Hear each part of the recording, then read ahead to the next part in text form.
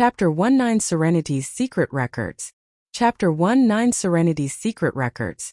On the highest platform on Devil Peak stood a black-garbed man with rapt attention. High above the clouds, the sun and moon hung side by side, flooding the land below in their warm glow and sharp coldness. The man took deep breaths as he spread his arms toward the sky, and the lights gathered in his palms, and the world dimmed. A foul wind stirred, wreathing with endless howls of agony from untold ghosts. The wind picked up the man's elegant hair, revealing a demonic face behind. The sun and the moon dimmed while the man grew in power from the rays. Soon even dark energy began to rise from him. With his face battered by the freezing winds, the dark energy grew thicker until it covered him whole. He released a breath and an evil smile adorned his face. Rumble! With a loud sound as the trigger, the 4 mountains in vicinity erupted while Devil Peak itself was racked by terrible tremors. The man absorbing the essences of the sun and moon opened his eyes. With a space-rending sound, 7 flashes of light appeared. As the light scattered, there stood 7 figures radiating ruthless power. His eyebrows shook but a fraction as the man spoke in an eerie voice. "How are the 7 of you here? Didn't you all despise us demonic cultivators to no end?" "Humph, demonic Emperor Zhuo Yifan, isn't it obvious why we're here?" An old man stroked his white beard as he gave a look of disdain. His heart skipped a beat and Zhuo Yifan sounded out, "Geezer Sword Emperor, I do not know what you mean." "Humph, stop faking it and take out the 9 Serenity's secret records." A female Taoist stepped arrogantly as she threw her chin forward. Zhuo Yifan paled. It had been only a month since he found the legendary 9 Serenity's Emperor's dwelling. After brushing death countless times in the process, he finally obtained the written accounts he wished to study for all his life. How was it that they caught wind of this?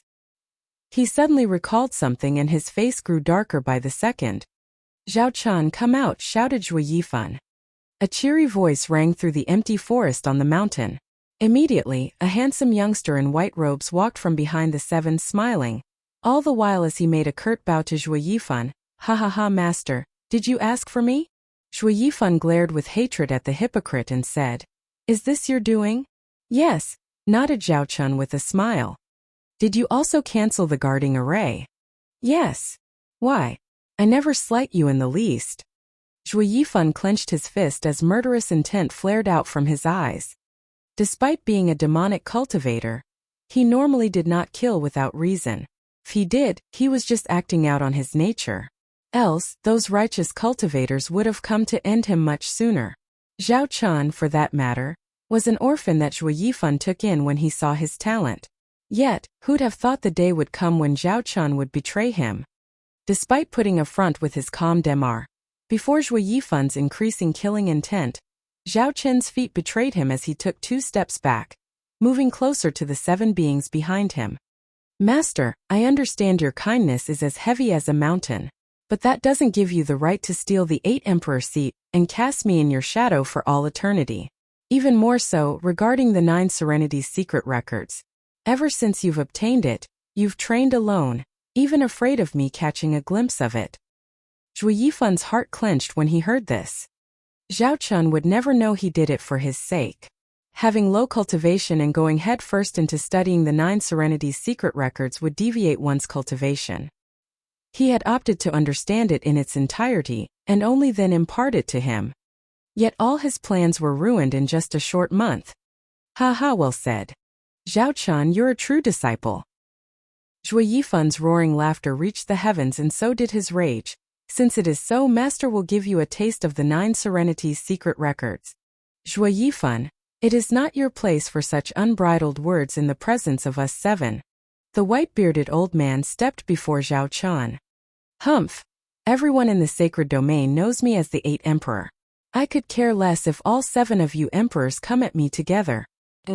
No sooner said than done. Zhuo Yifan launched a palm at Zhao Chan. A black claw flashed in the sky reaching out for him. His eyes shrunk, face paled and retreated with haste, fear having taken its grip on the youth. In the face of that powerful claw, the old man drew a sword.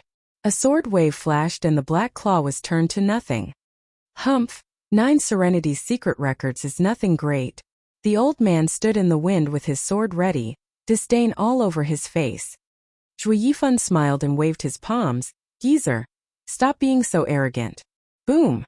As if endless thunders were rumbling, the sky was covered by thousands of black palms, bearing down on the seven. Each palm was twice as big as the claw. Such power reached a new height that even the seven were in shock. How can this be? Did he break through to the sacred stage? Sword Emperor sucked in a cold breath at the sight. As they watched, they could feel bravery leaving them. Not even 7 emperors together were a match against a sacred stage expert. Zhao Qin's face grew paler as regret gnawing his heart. Who'd have thought just a month of practice would elevate Zhuo Yifan to such height and power? Humph, damn traitor, this is the end for you, sneered Zhuo Yifan. Whoosh! A light fell from the heavens above, piercing the black hands and went straight for Zhuo Yifan. With no time to react, the light passed right through him. Scarlet blood spurted from his mouth and the thousands of black hands vanished. Zhuo Yifan looked with his wan face at the sky to see a middle-aged man basked in a holy aura of light. Saint! Zhuo Yifan bit his lips in defiance. He knew in his heart the newcomer's intention. Demonic Emperor Zhuo Yifan. This saint represents the sacred domain in retrieving the demon emperor's legacy. If you hand it over, your life shall be spared. The surroundings and people entered his eyes, yet none of them were reflected within. He wouldn't even deign to look at Zhuo Yifan, if not for having the 9 Serenities secret records. This was the strongest saint in the sacred domain. Even emperor stage experts were mere ants before him. With a miserable chuckle, Zhuo Yifan took out a dazzling multicolored jade slip from his bosom. The mere sight of it changed the expressions of everyone present, especially saints. With a look of derision to all around him, Zhuo Yifan jeered. What righteous cultivators, what saint? Aren't you all just thieves lusting a poor man's wealth? I won't let any of you get one word from the 9 Serenities secret records, even if I have to destroy it. As if to prove his conviction, a powerful energy rose up from his body. Damn! He's gonna self-destruct. Sword Emperor's eyes shrank, speeding further away, with the other not far behind. Only the saint exploded in holy wrath and charged for Zhuo Yifan. Stop! With a proud smile, Zhuo Yifan pinched and the jade slip was turned to dust right under the saint's eyes. The rage and bitterness he saw in the saint as he gnashed his teeth elicited an unrestrained laughter from Zhuo Yifan. Boom! His laughter was soon accompanied by powerful shock waves leveling the entire Devil Peak. As the smoke and dust cleared, it was soon clear to see the angry face of the saint, along with his worse-for-wear clothes. Even in the face of such a terrifying explosion, a saint can come out of it without so much as a scratch. The Sword Emperor came before the saint to express his admiration. The saint snorted and was about to leave. It was then Zhao Qian blocked him. Please wait, saint. Demonic Emperor Zhuo is cunning and deceitful. If he possesses someone just from knowing the 9 Serenities secret records, he will one day come to exact vengeance upon us all. Humph! His self-destruction was down to his soul. What possession! He waved his sleeve and vanished. The hearts of everyone present eased after hearing this. With a saint present, an emperor stage expert would find it impossible to escape with their soul even if they self-destructed. It was a pity for the loss of the ancient demon emperor's legacy. 9 Serenities secret records. As people gazed upon the ruins of Devil Peak, they each felt differently. Some were rejoicing, others lamenting, while most were feeling pity. Yo, we are picking up this novel since there are some people asking for this.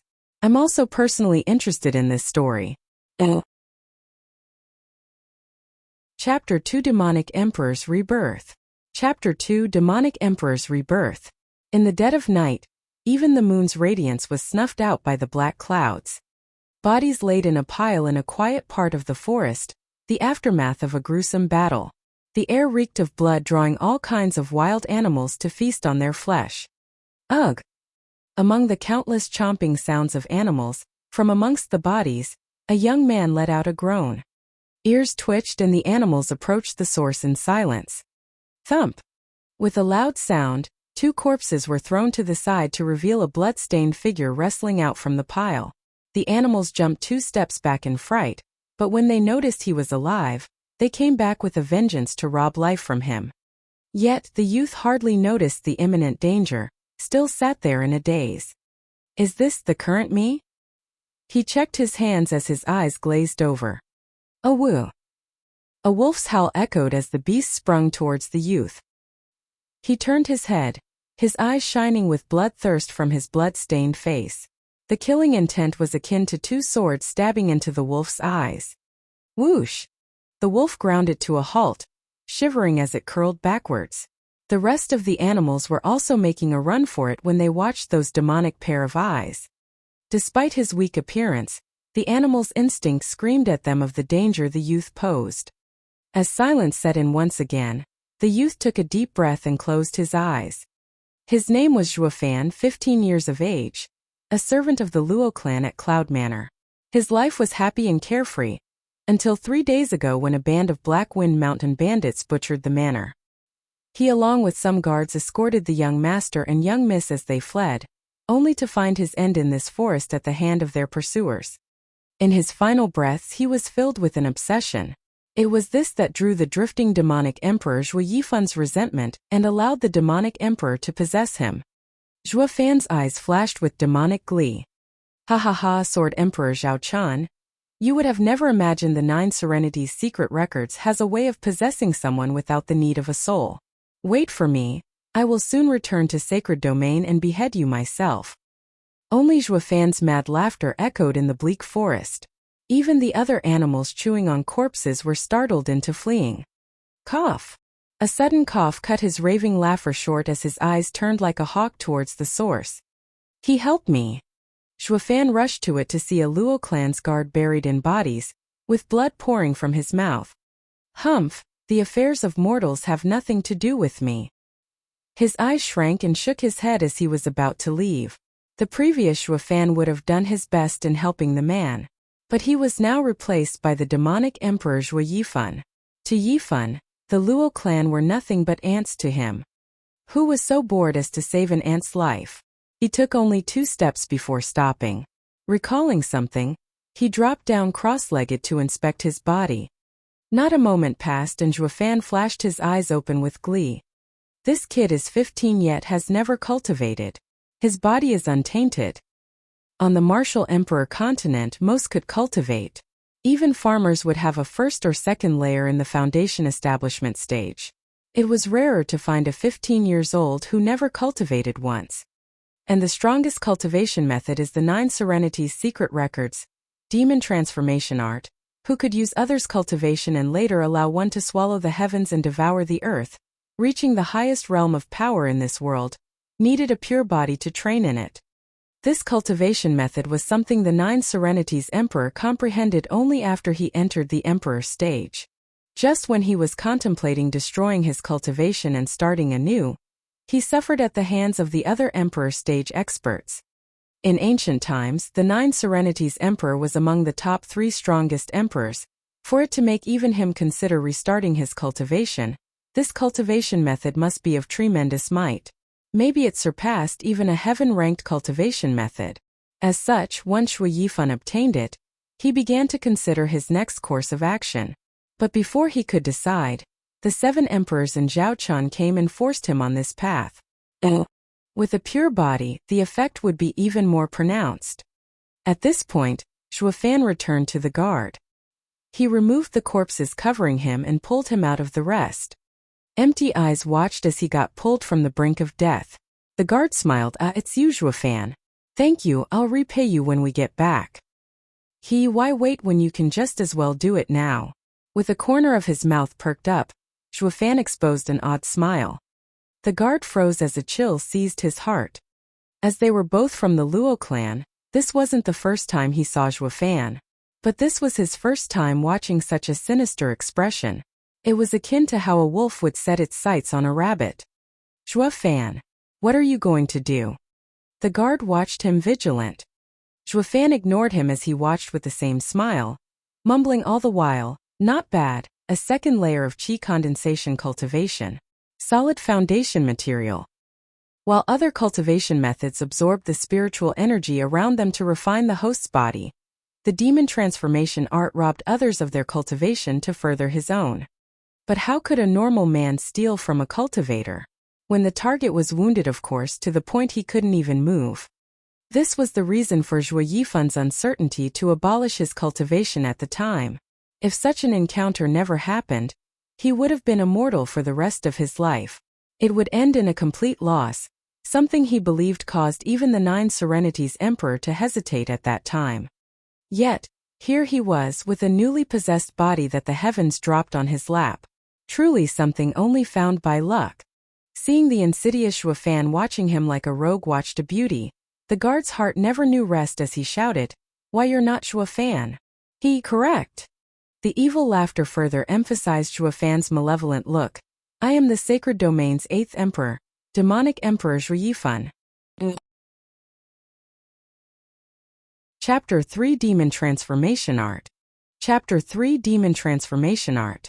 The guard watched in horror as Zhuo Fan raised a palm over his head and began operating his cultivation method. Black streams came from it, twisting like worms as they burrowed into the guard's body. The moment they entered, the guard's face changed. His horrified visage, twisted from pain, now darkened the pale face from the extreme blood loss. With each passing moment, the man inched closer to turning as black as charcoal. In the dark night, even if one didn't pay attention, no one would claim him to be a human. This perked Zhuo Fan up, riveted in excitement to the sight before him. Demon transformation art might take others' cultivation as his own, but when was it that easy to steal one's yuan qi? Even if he did, it would probably reject him. He needed to show extreme caution, especially now when he was building his foundation. Therefore, Zhuo Fan chose to first demonify it before absorbing it. Taking a deep breath to calm his excitement, his hand tightened and the black streams began to flow back from the guard into his body as the guard himself was withering in front of his naked eye. An hour later, Zhuo Fan took back his hand and sat cross-legged, beginning to refine the new yuan qi. The guard collapsed and scattered to ashes. It was as if an ancient corpse was unearthed only to scatter in the wind the moment they made contact. Nine Serenities Emperor's creation not only took others' cultivation, but also their essence. The black energy roamed around his body like a flood. Zhuo Fan sank into concentration as he operated the cultivation method to make the energy flow through his meridians and widening little by little. The entire power of a qi condensation expert flowed through his untrained body. The force was on the verge of bursting his meridians as his forehead broke out in sweat. But he pushed through because he knew this power could build a never-before-seen foundation. Such a stable foundation would guarantee an easier and smoother path of cultivation. Time passed 1 second at a time for 2 hours long hours, as Zhuo Fan gnashed his teeth and sweat poured from him like a river. He loosened his jaw only on the 6th hour, when the black energy, after roaming his body for hundreds of times, gathered in his dantian and settled in the form of a black lake. He slowly opened his eyes and released a long breath. The clouds in the horizon began to brighten, and the stuffed wild animals returned to the depths of the forest. "It's dawn? Ha ha ha. I didn't expect for a second layer qi condensation's cultivation would require an entire night." Zhuo Fan shook his head and examined his body. Bang! A loud sound echoed and the rock crumbled under the Zhuo Fan's frail punch. Zhuo Fan nodded in satisfaction. The qi condensation expert's cultivation refined his body and improved it greatly. Based on his body strength alone, he was no weaker than a qi condensation expert. Next he inspected his cultivation. He was calm before, but that look scared the living daylight out of him. As for his cultivation, not only did it reach the 5th layer of foundation establishment, the yuan qi inside him was that of qi condensation, and not of foundation establishment. Man, this demon transformation art is fantastic. Zhuo Fan couldn't help smacking his lips, being secretly delighted. Generally speaking, even those rare geniuses from the sacred domain needed a year to reach the 5th layer of foundation establishment. Yet, he needed 1 night to do what others had to work for 2-3 years to attain. "It won't be long before I return to the sacred domain." Zhuo Fan snickered. Just as he was indulging in his fantasy when he returned, shouts woke him up. Frowning, he walked cautiously in their direction. He was clear on his limitations. Even if he had a 5th layer foundation establishment cultivation, this little achievement couldn't deal with the simplest martial skill. He had no power to retaliate if he met an expert. As such, being prudent took first priority. After all, he wasn't the all-powerful demonic emperor right now. With steps as light as a cat, he neared a bush. Zhuofan pushed aside the leaves to see two parties in a stalemate. One had more than a dozen men, Luo clan's guards surrounding an 18-year-old girl and a 6-year-old boy. The other group wore black and was led by an old man, over 20 people. The man was familiar to Zhuofan. He recalled seeing him in the Luo clan as their steward. Then the pair surrounded by the guards had to be Luo clan's young master, Luo Yunhai, and young Miss Luo Yunchang. Humph! No wonder the mountain bandits breached the tight security of the Luo clan guards. We had a traitor amongst us. Zhuofan sneered inside. He recalled his disciple and clenched his fists. In his past life, he was betrayed by his disciples, and the one he possessed now died from a similar result. He couldn't help relating a bit to the body he occupied. But he soon shook his head and sighed, ready to turn around and leave. With his strength, he had no way of helping them. Besides, there was nothing tying him to the Luo clan. It just wasn't worth throwing his life away for. Yet, he only took 2 steps before his heart seized with pain. The third step never came. Chapter 4 Heart Demon. Chapter 4 Heart Demon. In fear, Zhuofan tightened a hand over his chest. The pain was so excruciating, it brought him to his knees, mumbling, "What's going on? Did my cultivation deviate?" His heart welled with panic. If he deviated right as he built his foundation, the result wasn't as simple as losing all progress. He would never again be capable of cultivation. He would become a cripple. But the pain left as soon as it came. Zhuofan stood up and took a deep breath. He couldn't make heads or tails of it. Yet the next step brought with it the same heartache. No, this isn't deviation but heart demon. Thinking of this, he began to look for the source of the heart demon. If a cultivator ignored it, he wasn't far from deviating and becoming a demon. Zhuofan soon found its source, but the result left him feeling discontent. Before being possessed, Zhuofan was a devoted servant. Luo clan's young miss was very kind to him, and so he pledged lifelong devotion to the clan. The resentment before death was born out of regret of not protecting the Luo clan. It was then the demonic emperor's hatred and his resentment fused, possessing his soul and breathing life into his body. And his resentment became a contract with the demonic emperor, turning into his shackles. In short, the demonic emperor lived so he could replace him in protecting the Luo clan, or the heart demon would haunt him. Blast it! This punk is the worst. He wants me to be a servant? Zhuofan wanted to cry, but no tears came out as he kept cursing. How could the glorious and magnificent demonic emperor Zhuo Yifan, the 8th emperor of the sacred domain, be tied down by some nameless clan? Yet the heart demon couldn't be ignored either. Helpless, he caressed his forehead. It would be better if a punk like you wished for vengeance instead. This way it would have taken me a few years to kill him. Yet, you went and ruined my life. Who's there? Show yourself. An aged voice shouted, and Zhuofan sensed a thick killing intent aimed at his location. Shaking his head, he sighed and walked out. Since he got found out, he might as well go deal with that traitorous Steward's son. Seeing who it was, Steward's son smiled with derision. Humph, I wondered who it could be, when in fact it was just a little bastard. Then Steward's son turned to Luo Yunchang, paying him no heed. Young miss, I advise you to hand over the returning dragon palm martial art, to avoid any unnecessary casualties. I don't think you want that either. Rubbish, geezer son, you traitor. As long as we're here, you won't harm a single hair on young miss and young master. The Luo clan's guard captain took a step forward. Luo Yunchang glared back, her pretty face filled with resolve. Steward's son, returning dragon palm is a spirit-ranked martial art handed down in the Luo clan for generations. We will never hand it over. Zhuofan snorted inside. He was wondering why the mountain bandits raided the Luo clan. It was all for a mere spirit-ranked martial art. On the Martial Emperor continent, all cultivation methods and martial arts were divided into 5 ranks: Spirit, Profound, Earth, and Heaven. Each in turn was split in low, mid, and high. In sacred domain, spirit-ranked martial arts were at every corner and mere trash in the eyes of a demonic emperor such as himself. He had thousands of them already. It was a total waste to die for such junk. Zhuo Fan sighed and shouted bored. Young miss, it's just a spirit-ranked martial art. Just give it to him and I'll just give you another. All eyes quivered in shock, then looked at him like a nut case. Zhuo Fan, quite the cheeky tone you have there. Taking out a random spirit-ranked martial art?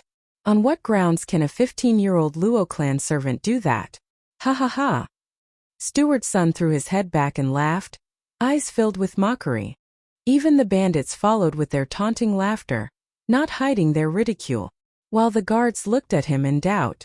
Even his former friends familiar with him looked oddly. This kid is usually honest. Why does he speak nonsense all of a sudden? Did the mountain bandits scared him silly? That must be it. With that, all guards changed their looks into those of sympathy. Zhuo Fan saw through them and just shrugged. His repertoire wasn't limited to spirit-ranked martial art, and even included Demon Emperor's ancient art, the 9 Serenities secret records. But they'd never believe him. Zhuo Fan, enough nonsense. Hurry up and look after the young master. Zhuo Fan turned at the scolding voice to find Luo Yunchang in a mask of rage. But her eyes conveyed a trace of pity.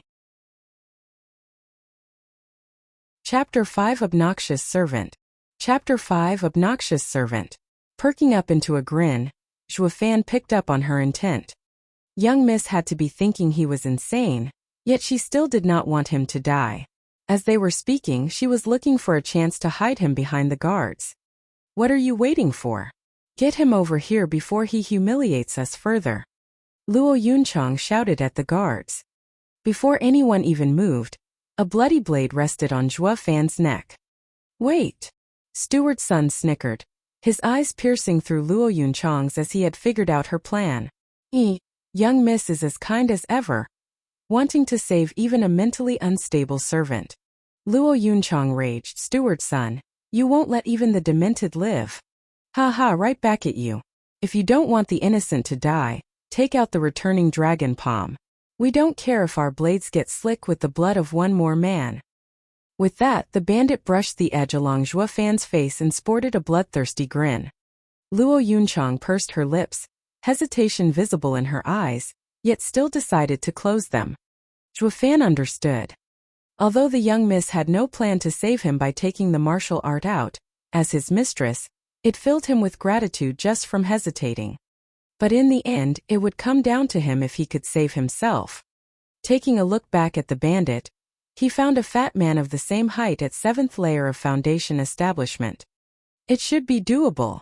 Zhuo Fan clenched his fist and gathered Yuan Qi in his left, eyes flashing with ruthlessness. Humph, since you're so stubborn, Zhuo Fan will be the first to die because of you.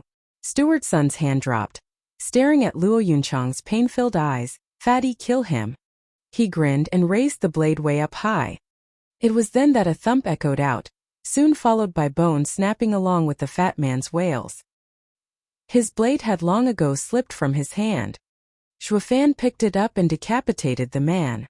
Blood spurted and a large head trailed the air. Zhuo Fan was only in the 5th layer of foundation establishment, yet his Yuan Qi was something only a Qi condensation expert would possess. In a moment of the fat man's ignorance, he elbowed his chest and snapped his rib cage. He followed with a swing of the sword in one smooth motion. None could even react as the fat man's head flew from his shoulder. Plop! The bloody head rolled around and stopped right before Steward Sunday.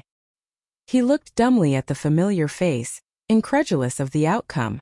He saw Zhuo Fan grow up in the Luo clan and knew the kind of person he was. He was honest to a fault, a slave begging to be picked on. Yet this sheep bared its fangs like a tiger, killing a 7th layer foundation establishment expert in one strike. It was done with such brutality that it even shook the bandits. The guards on Luo clan's side were even more devastated. Was he the same man they used to laugh with, the same honest-to-God Zhuo Fan? Leaving the kill aside, his quick and brutal act was something not even the captain of the guards could match. Every single one of them stood in shock, watching dumbly as blood dripped down Zhuo Fan's blade, to the point they forgot even to breathe. If Xuefan didn't take this chance to leave, he'd never get another. Xuefan's eyes squinted, pressed his advantage and threw the bloody saber at Steward Sunday, all the while running for young miss and young master. By the time the saber arrived, he was already before Luo Yunchang. One hand held Luo Yunhai while the other grabbed her, running like hell deeper into the forest. Luo Yunchang was still in a daze, letting him pull her. Steward Sun saw the target slipping away again and panicked. After them. But the captain and his guards were there to block them. "Humph, think you can stop us?" Steward Sun said with cruelty. "Oh." The captain smiled and shook his head. "No, but we can buy them some time for them to get away." With you dead, you still think they can escape?" Taking one last look in their direction, the captain nodded. If it was before, perhaps no. But they have that boy. The guards nodded, with their trust in Xuefan beginning to grow in their hearts. They might not know why Xuefan was so bold all of a sudden, but with him next to the young miss and young master, their chances of survival were high. Gnashing his teeth, Steward Sun looked darkly beyond them. "That brat dares to meddle in my affairs. Once I get my hands on him, I will flay him. I'll make him wish for death." Chapter 6 Vile Servant Actually. Chapter 6 Vile Servant Actually. Xuefan carried Luo Yunhai in one hand while the other pulled the tender arm of Luo Yunchang in his mad dash, leaving behind the cries and wails of the guards at their backs. "Wait, we can't just leave them." Luo Yunchang recovered after a while and said anxiously. Xuefan kept going without paying her any heed. "Let go." Luo Yunchang saw him disobeying her and threw his hand off. Xuefan stopped and stared her down. "We need to go back. We can't let the guards throw their life away for us." "Can you beat them?" said Xuefan. Luo Yunchang sighed with a frown. "The others are bad enough, but they have Steward Sun in the 6th layer of qi condensation while I am only in the 3rd layer and the captain in the 4th. Even if we join forces, we are still no match for him." "What's the point of returning then? Let's go." Xuefan snorted and grabbed her again to dash. It was now that the child in his other hand squirmed. "Stinky slave, how dare you talk back to your master? Apologize to my sister, and I won't let you but blossom in pain." Xuefan looked in a daze, the pup bearing his fangs in his arm, then looked at Luo Yunchang. The young miss was angry, recalling he was but a mere servant of the Luo clan. Only now did his disrespectful words sink in. But so what? He wasn't the real Xuefan anyway. Moreover, they weren't exactly the same revered Luo clan either. Your family is on the brink of being exterminated, yet you have time to nitpick. If not for the heart demon, the majestic demonic emperor would have never even minded your trifling matters. "Brat, think I won't make your butt blossom?" Xuefan stared at Luo Yunhai. "You dare, slave." Luo Yunhai glared back without fear. He grew up in the manor and knew of the gap in their status. How could he ever come to fear a servant's threat? Such a pity the one before him wasn't Luo clan's servant. With a grin, Xuefan bent him over the knee, pulled his pants and slapped like no tomorrow. The sonorous slaps rang in their ears, striking Luo Yunhai and Luo Yunchang dumb. They never dreamed of this ever happening. A servant daring to slap a master's bum. To the point even the bratty Luo Yunhai forgot about the pain. But he soon got a taste of the scorching sting on his rear. "Impudent!" Luo Yunchang cried in alarm, wrestling her brother from him and into her embrace. "Xuefan, you dare raise your hand against your master?" Luo Yunchang was known in the clan for her gentle nature and warm and refined demeanor. A girl from a wealthy family that never got angry.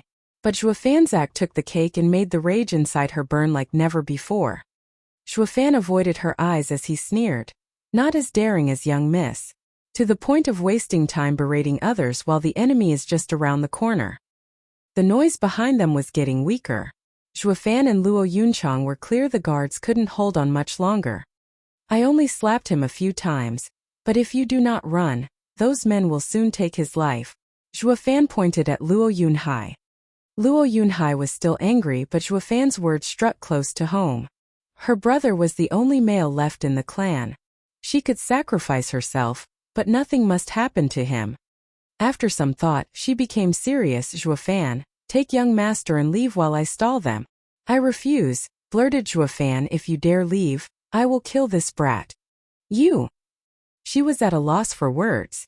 Never would she have imagined her clan would house such an arrogant and impudent servant that would dare threaten their master. I've lived in the Luo clan for all my life and do not know the surrounding. If you leave, me and the brat won't make it. Zhuofan continued. Luo Yunchang nodded in silence, her anger cooling. It made sense. But the next words flamed her anger to new heights, staring daggers at him. It won't mean much even if you die, but try not to take me down with you. You, Luo Yunchang turned green but held it in. He ignored the pair and turned to walk. Is there any place nearby where we can hide? Snorting, Luo Yunchang glared at him while ignoring the insufferable servant. Oh. But she was a young miss after all, and even though her anger never waned, she still knew to look past it in this dangerous situation. There's only farmland around us for 100 miles, and only the west face of the Black Wind Mountain is the only place few people venture in. It is a forest covered in fog that not even the mountain bandits know in detail. Then that's where we'll go. Zhuofan nodded. Carry your brother and lead the way. She snorted and walked forward without sparing him another look. Just how could she stumble upon such bad luck? Where the two siblings were now accompanied by an arrogant and rotten slave. She was in front and he was in the back. It was as if the master-servant roles were reversed. Never had the siblings suffered such humiliation. Chapter 7 Wraith-Array. Chapter 7 Wraith-Array. Oh. Looking for proofreaders for this novel. For hours later, they found them before a fog-wreathed forest. Zhuofan's eyes flashed each time they roamed over the trees swallowed by the mist. This is misty forest, covered in fog year-round. Any who enters will find it hard to come out. Luo Yunchang hesitated. We might lose them there, but we might also get lost for all eternity. Zhuofan didn't pay her much heed, inspecting the area, especially the mountain in the east, which was surrounded by clouds. Is that Black Wind Mountain? Luo Yunchang nodded. My dad said Black Wind Mountain's mountain lord has great power. No less than his.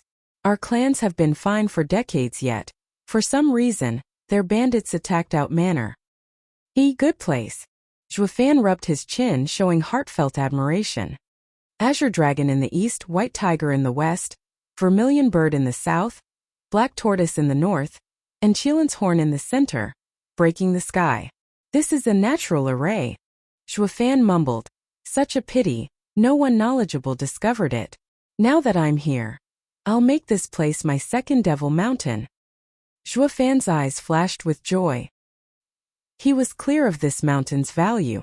If this was sacred domain, only a saint could grab hold of such a place. Young miss, want to kill Steward's son and the rest here? Zhuofan turned his head. Luo Yunchang was startled. They only numbered 3 while a strong party was hunting them down, and they had hardly enough time to escape. Just how were they going to destroy them? Luo Yunhai snorted and smiled wryly at Zhuofan. Stinky slave, stop bragging. Is your butt itchy again? Zhuofan's glare stuck Luo Yunhai's words in his throat. That round of slapping to his rear told him this servant couldn't care less for this young master. Humph, a wise man knows when to retreat. Once I get home, I'll see how tough you are. He mumbled on his sister's shoulder. With her brother in her arms and to avoid the vile servant's wrath, Luo Yunchang asked in doubt, how? With a light smile, Zhuofan extended his arm. Young miss, how many spirit stones do you have? Please give them all to me. What do you need them for? Luo Yunchang watched him with a vigilant eye. Ha ha ha, young miss misunderstands. I'm not trying to take advantage of a declined clan and turn into an evil servant that robs it. All my actions are for your safety. Humph, still consider yourself a loyal servant? The way I see it, there's not a viler servant out there who can outmatch you. Luo Yunchang rubbed her pitiful brother's butt, as she thought that, but still gave him her ring. This is all my wealth. If you dare lie to me, I will never forgive you. Zhuofan took it with a smile and sank in the mist. Wait for me here. Humph, this servant is too outrageous. He even dares to order his master. Sister, you need to punish him for me. Luo Yunhai raved once the servant was gone. She shook her head and looked at the roaming mist. Yunhai, he might be rude, But he's always helping us, much better than those strong hypocrites. We can't reward kindness with enmity. Luo Yunhai thought for a moment, then nodded. Yes, it's all that damned steward son's fault. Luo Yunchang was pleased and praised him. Yunhai, you're growing up. But then he hissed through his teeth, as for that stinky slave, he should be spanked like no tomorrow. Killing him is too easy for him. Luo Yunchang was silent. Zhuofan walked among the white fog, his deep eyes taking in his surroundings. From time to time, his hand flashed and a spirit stone flew out from the ring and disappeared into the ground. Despite it being his first time here, he was remarkably familiar with its layout. His path never once was disturbed by the fog. In but a quarter of an hour, he traveled across the entire forest. 9 underworld gates open. 4 cardinal wraith array activate. His hands made signs with lightning speed, while he spoke the incantation from the 9 Serenity's secret records. The wind shifted and the sky darkened. With wails, gray shadows fell from the sky and hid in the misty forest. The fog reddened, then blackened, the same color as the sky. Constant shrieks came out. The siblings held closer to each other, shaking in fear while taking steps back for some semblance of comfort. Yet the wails and shrieks stopped as soon as they started, while the sky cleared up and even the sun peeked through the clouds. Misty forest fog dissipated and revealed a gasping Zhuofan walking over. What just happened? What did you do? Luo Yunchang watched him with bewilderment. He only waved and entered the forest. Follow me. Luo Yunchang was suspicious.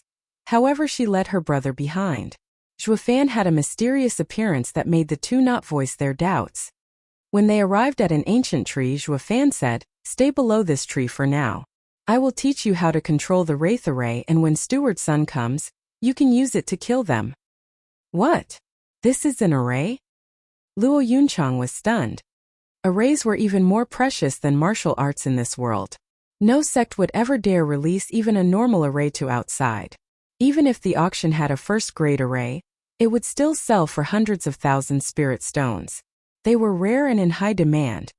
If their Cloud Manor had a protective array, they would have never sunk so low for mere bandits. Yet, at this very moment, a mere servant casually set up an array. It was impossible that this feat would result in the young miss being shocked silly. Chapter 8 Baiting the Enemy. Chapter 8 Baiting the Enemy. Looking for proofreaders for this novel. How can you? Forget about how for now and do what I said. This is a bewildering array which can affect the perceptions of others inside. And this is also a killing array, controlling race to kill your enemies. Luo Yunchang copied stiffly as Zhuofan performed the gestures. However, he was too fast. She could only watch him do it as she fumbled to a stop. Unable to remember the movements as he carried on, stuck on the last sign she did. "Sai, how are you so slow? This is the simplest method." Zhuofan got angry and cursed. "If you keep going like this, Steward's son will be upon us. We might as well just serve ourselves on a silver platter. You're as slow as a pig." All her life, Luo Yunchang was handled with finesse and attention a pearl would need. She received others' love and respect. Never has she been mistreated like this, degraded to such a degree. Glittering tears started welling in her eyes as she lowered her head. Yet she persevered. Seeing his sister humiliated, he found courage and shouted at Zhuofan, "Stinky slave, don't mock my sister." Zhuofan just shook his head, not having the time to bicker with the brat. He found his yuan qi was only enough to start the array, failing to control it. If one were to speak of a complete wraith array, even if none of them controlled it, a trash like Steward's son would end up beaten to a pulp either way. However, he only had around 1,000 spirit stones. If not for being a natural array, he wouldn't have been able to set even a damaged one. It was now in the hands of third-layer qi condensation young miss to control the array. But for her, the method was long and complicated. It was hard to grasp. Worse, they were on the clock. Helpless, Zhuofan embraced her from behind and took hold of her hands. "What are you doing?" Luo Yunchang froze up as her cheek blossomed with red. "Don't move and let me guide you." Zhuofan led her hands and taught her the signs. Despite catching his intent, Being embraced by an unfamiliar man threw her heart in chaos and cheeks burned hotter, since this was the first time it ever happened to her. Each time her mind drifted, a voice would ring in her ear, "Pay attention." She peeked at him and saw how serious Shuo Fan was, that his actions were not aimed to take advantage of her. Humph! He knows when to be a gentleman. Luo Yunchang calmed down and her body drew nearer to his, feeling the strong arm behind her. This was the first time in the last 3 days she felt safe. Steward Sunday. They went towards the misty forest. 10 miles outside the misty forest, a lanky bandit checked for tracks and reported to him. With cold laughter, Steward's son straightened his white mustache. "Quite a good hiding place. We know the mountain area but not that eerie place." However, Steward's son looked at the bound captain and his eyes flashed with an evil glint. "Captain Pang, you're up soon. With how kind young miss is, she won't ignore your pleas. Tui, don't think you can use me to threaten young miss." His eyes were bloodshot as he glared at Steward Sunday. "You'd better kill me, or I will murder you and avenge my fellow guards. Ha ha ha, when I get the martial skill, I'll be happy to fulfill your wish." Squinting his eyes, Steward's son let out a creepy laughter. "Let's go." It took an hour for their group of 20 to reach Misty Forest. Yet before they could get any closer, snoring came from a man sleeping against a tree. A careful look identified him as Shuo Fan. "Steward's son, it's the one who killed the fatty." Woken up by the voice, Shuo Fan yawned and opened his weary eyes. Seeing Steward's son in company, he showed no fear, no anxiety. Instead, a smile. "Steward's son, I've waited so long to see you." Frowning, Steward's son watched him. He eyed him with utmost care, yet nothing seemed to tell him anything. He was just calm. "What a deep-rooted schemer you are. I underestimated you," thought Steward Sunday. If it were any other time, he would have never paid attention to a servant. But ever since Steward's son witnessed Shuo Fan kill so brutally, Steward's son's image of him turned upside down. This punk not only hit deeply, but he's also ruthless. If he matures, only suffering awaits. "Shuo Fan, you've quite the nerve to show off before me," squinted Steward's son at him.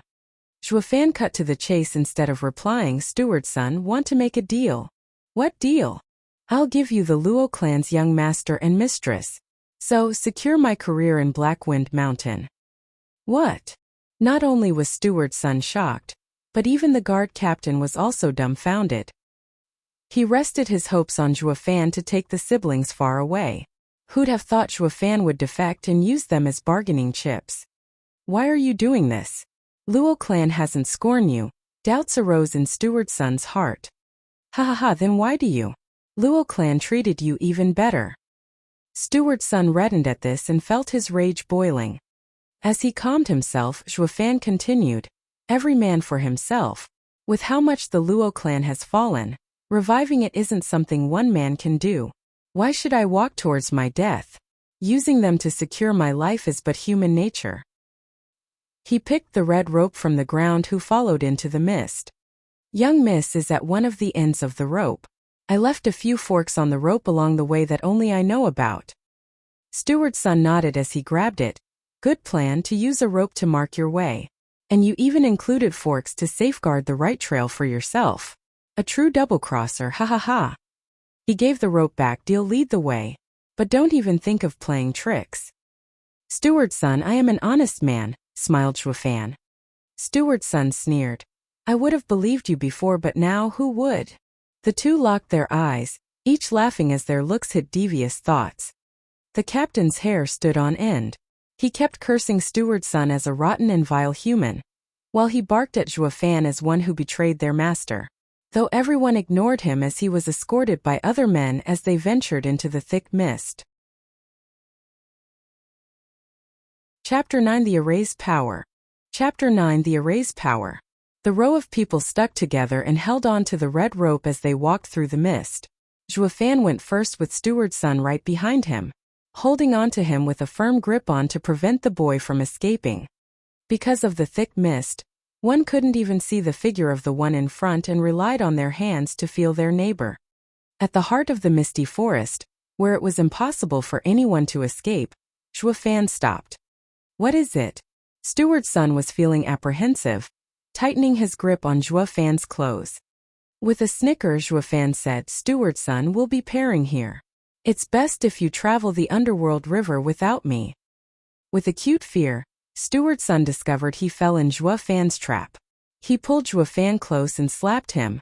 The clothes were turned to ribbons, but instead of Zhuo Fan they held a log. When did he escape? He'd been holding tight on Zhuo Fan to prevent his escape, yet reality showed the opposite. "Turn back quick!" Steward's son rushed from where they came. As soon as he shouted, the men used the rope to retrace their path. But then a shout came from the mist, "The rope has been cut." It was as if lightning struck them and they all turned pale. How would they get out of this thick mist without the rope? Steward's son stomped as he gnashed his teeth. "Blast it! That brat got us. Bring that damn Peng over. Steward's son, he's gone. Bastard!" Steward's son punched the ground and made a meter-wide hole in rage. He was a schemer himself, yet he fell at the hands of a stinky brat. "Damn punk, I've played this game longer than you. Don't think a puny misty forest can trap me." Steward's son roared towards the sky. "Once I get out, I'll tear you to pieces. Ha ha ha, you'll never have the chance." With Zhuo Fan's mad laughter as the signal, the mist reddened. Why is the mist turning red? They were in shock by the sudden change. They were bandits that killed people for a living, yet these strange circumstances had them on edge. "Steward's son, you are wiser than most. Can you tell us what this is?" Even though the bandit shouted, only silence echoed back. He felt around him yet touched no one, as if everyone around him vanished and left him all alone. He wasn't the only one. The people that hung onto the rope began to vanish one at a time. Steward's son could hardly believe what was happening. Can this be an array? One as old as Steward's son has seen many things and experienced even more. Yet the more he knew, the more he realized how terrible arrays were and fears grip his heart. An array worked using heaven and earth's energy. As long as a man controlled it, it could wipe out a dozen equal to him in power. Even if tens of experts gathered, they still could not measure to its power. Of all the possibilities he thought of, not once did he consider being trapped in an array. "Zhuo Fan, who exactly are you?" Steward's son trembles from the feeling of dread. He saw at last that Zhuo Fan wasn't just any ordinary man. How could a simple man know how to use or set up arrays? If Zhuo Fan had taken out an array when they met, he wouldn't have had the nerve to chase him. Standing in the center of the array, Luo Yunchang was clear of the situation. Her eyes drifted to Zhuo, filled with intrigue. Squinting, Zhuo Fan kept a cold and callous expression as he said, "Kill them." She followed his order by following his hand signs. The blood-red fog changed again, this time black, and swallowed all that laid within. Now they couldn't even see themselves. Only their ears picked the mournful wails of thousands of wraiths. With fear as their only companion, they lost all their will to resist once the black streams of energy started burrowing inside them. They felt their soul devoured yet were powerless to resist. All succumbed to terror at this point. Smirking, Zhuo Fan's eyes shined with glee. He left Luo Yunchang and sat cross-legged in another center of the array. The 9 Serenities secret record stated that the demon transformation art user had a backdoor into all arrays. The men in the array were driven mad, and all he needed to do now was to absorb their yuan qi. Chapter 10 Constant Breakthrough. Chapter 10 Constant Breakthrough. Looking for proofreaders for this novel. Ashes to ashes, dust to dust. 9 underworld wraiths returned to me. Zhuo Fan's hands moved as he stole the array from under Luo Yunchang's control while also making the clear figures of Steward's son, and the rest disappear from her mind. Luo Yunchang felt it odd and redo the signs to no avail. Ah! The misty forest was drowned with shrieks and wails. Steward's son and the rest became pitch black but still had a sliver of awareness left as black shadows left their body. Each time one flew out, it evoked cries of torment as if pieces were ripped from its body. When the last shadow left, the cries stopped and so did their life. Their body dried up like a mummy and they turned to dust. In the darkness, the shadows returned like bees to Zhuo Fan and entered his body. He accepted them with a calm face, and soon his body turned black just like Steward's son did. When the last shadow burrowed, he began doing hand signs to practice the demon transformation art. The still black yuan qi inside him boiled as it charged through his meridians and settled in his dantian, and his power grew with it. In an instant he entered the 6th layer of foundation establishment. In the next instant he was in the 7th. And then he was at peak 7th layer. He kept going like this through the 8th layer, then the 9th until the peak of foundation establishment. He opened his eyes and took a deep breath as he clenched his hands, feeling the power course through him. This time it wasn't as easy. The wraiths were almost spent when he demonified the yuan qi for himself. But with his experience as a veteran demonic cultivator, he understood that breaking through in a state of exhausted yuan qi holds much more value with his future progress. He clenched his teeth and operated the cultivation method. He sucked the wraiths dry and used the remaining yuan qi. He had to make one final push. Bang! Zhuofan heard something explode. He felt as if a dam broke in his body coursed with powerful yuan qi, then settled in his dantian to replenish his spent reserves. This act of scraping for the last traces of energy enlarged his meridians by more than double. Qi condensation. Zhuofan's eyes opened with glee. Even when he did this in his previous life, his meridians were nowhere near as wide as they were now, and the yuan qi in his dantian allowed him to face an expert at qi condensation. He was 3 times as powerful as before. He released a long breath and made some hand signs to release the wraiths. They turned back to gray and he went back to normal. When all wraiths were gone, Zhuofan stood up and a single wave from his hands pushed away the black fog, allowing the sun's rays to land on the forest. He could now control the array himself, no longer needing Luo Yunchang's assistance. He showed a small smile as he looked at the sky. Now that I'm in the qi condensation, I can practice some martial arts. Despite the end of Steward's son and his retinue of bandits, Zhuofan had managed to free the Luo clan siblings. It could be said Zhuofan benefited the most out of this. Without devouring Steward's son, he would have never reached qi condensation. It was at this stage that he could practice martial arts. Later, not only could he defend himself, but also easier to devour others, becoming stronger himself. Zhuofan! A clear shout came from Luo Yunchang as she came over, embracing her brother. Meanwhile, the guard captain followed behind. Where did you run off to? Why did I lose control of the array? Perhaps there were too few spirit stones and the array collapsed. I just saw Steward's son die. This is worthy of celebration. No one escaped, dodged Zhuofan. He wasn't about to reveal his secret, because in this world demonic cultivators were strong, uncanny and cultivated with shocking speed. And his demon transformation art was even more monstrous. If others knew, he'd be a public enemy. This was why he died last time. So, for his second life he made sure to avoid any mistakes. Luo Yunchang nodded, believing him. After some hesitation, Captain Peng toughened his resolve and kneeled. Brother Zhuofan, I was too reckless before, unaware of your plan, and still cursed you. If you must punish me, I will accept any that you might have for me. Even if you ask for my head, I will gladly offer it. Zhuofan nodded inside. Captain Peng was a loyal retainer.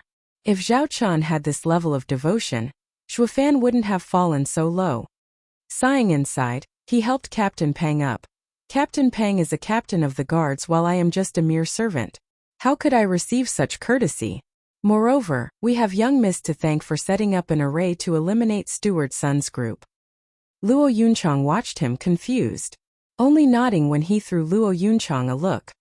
Although Luo Yunchang didn't know why Zhao Chun avoided admitting he was the one who set the array, he did save her and still deferred for her opinion. Captain Peng turned to Luo Yunchang in shock. Young Miss knows arrays. Luo Yunchang laughed, embarrassed, forced to admit it.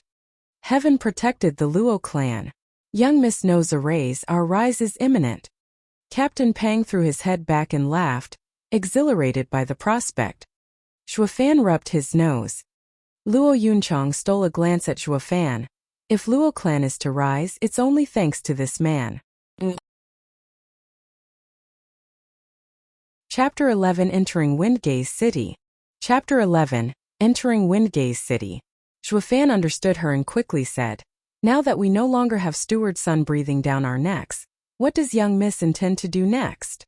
We were planning on seeking shelter at Kai Manor." Captain Peng spoke before she could. This captain of the guards no longer treated Zhuofan as a common servant, but of equal status.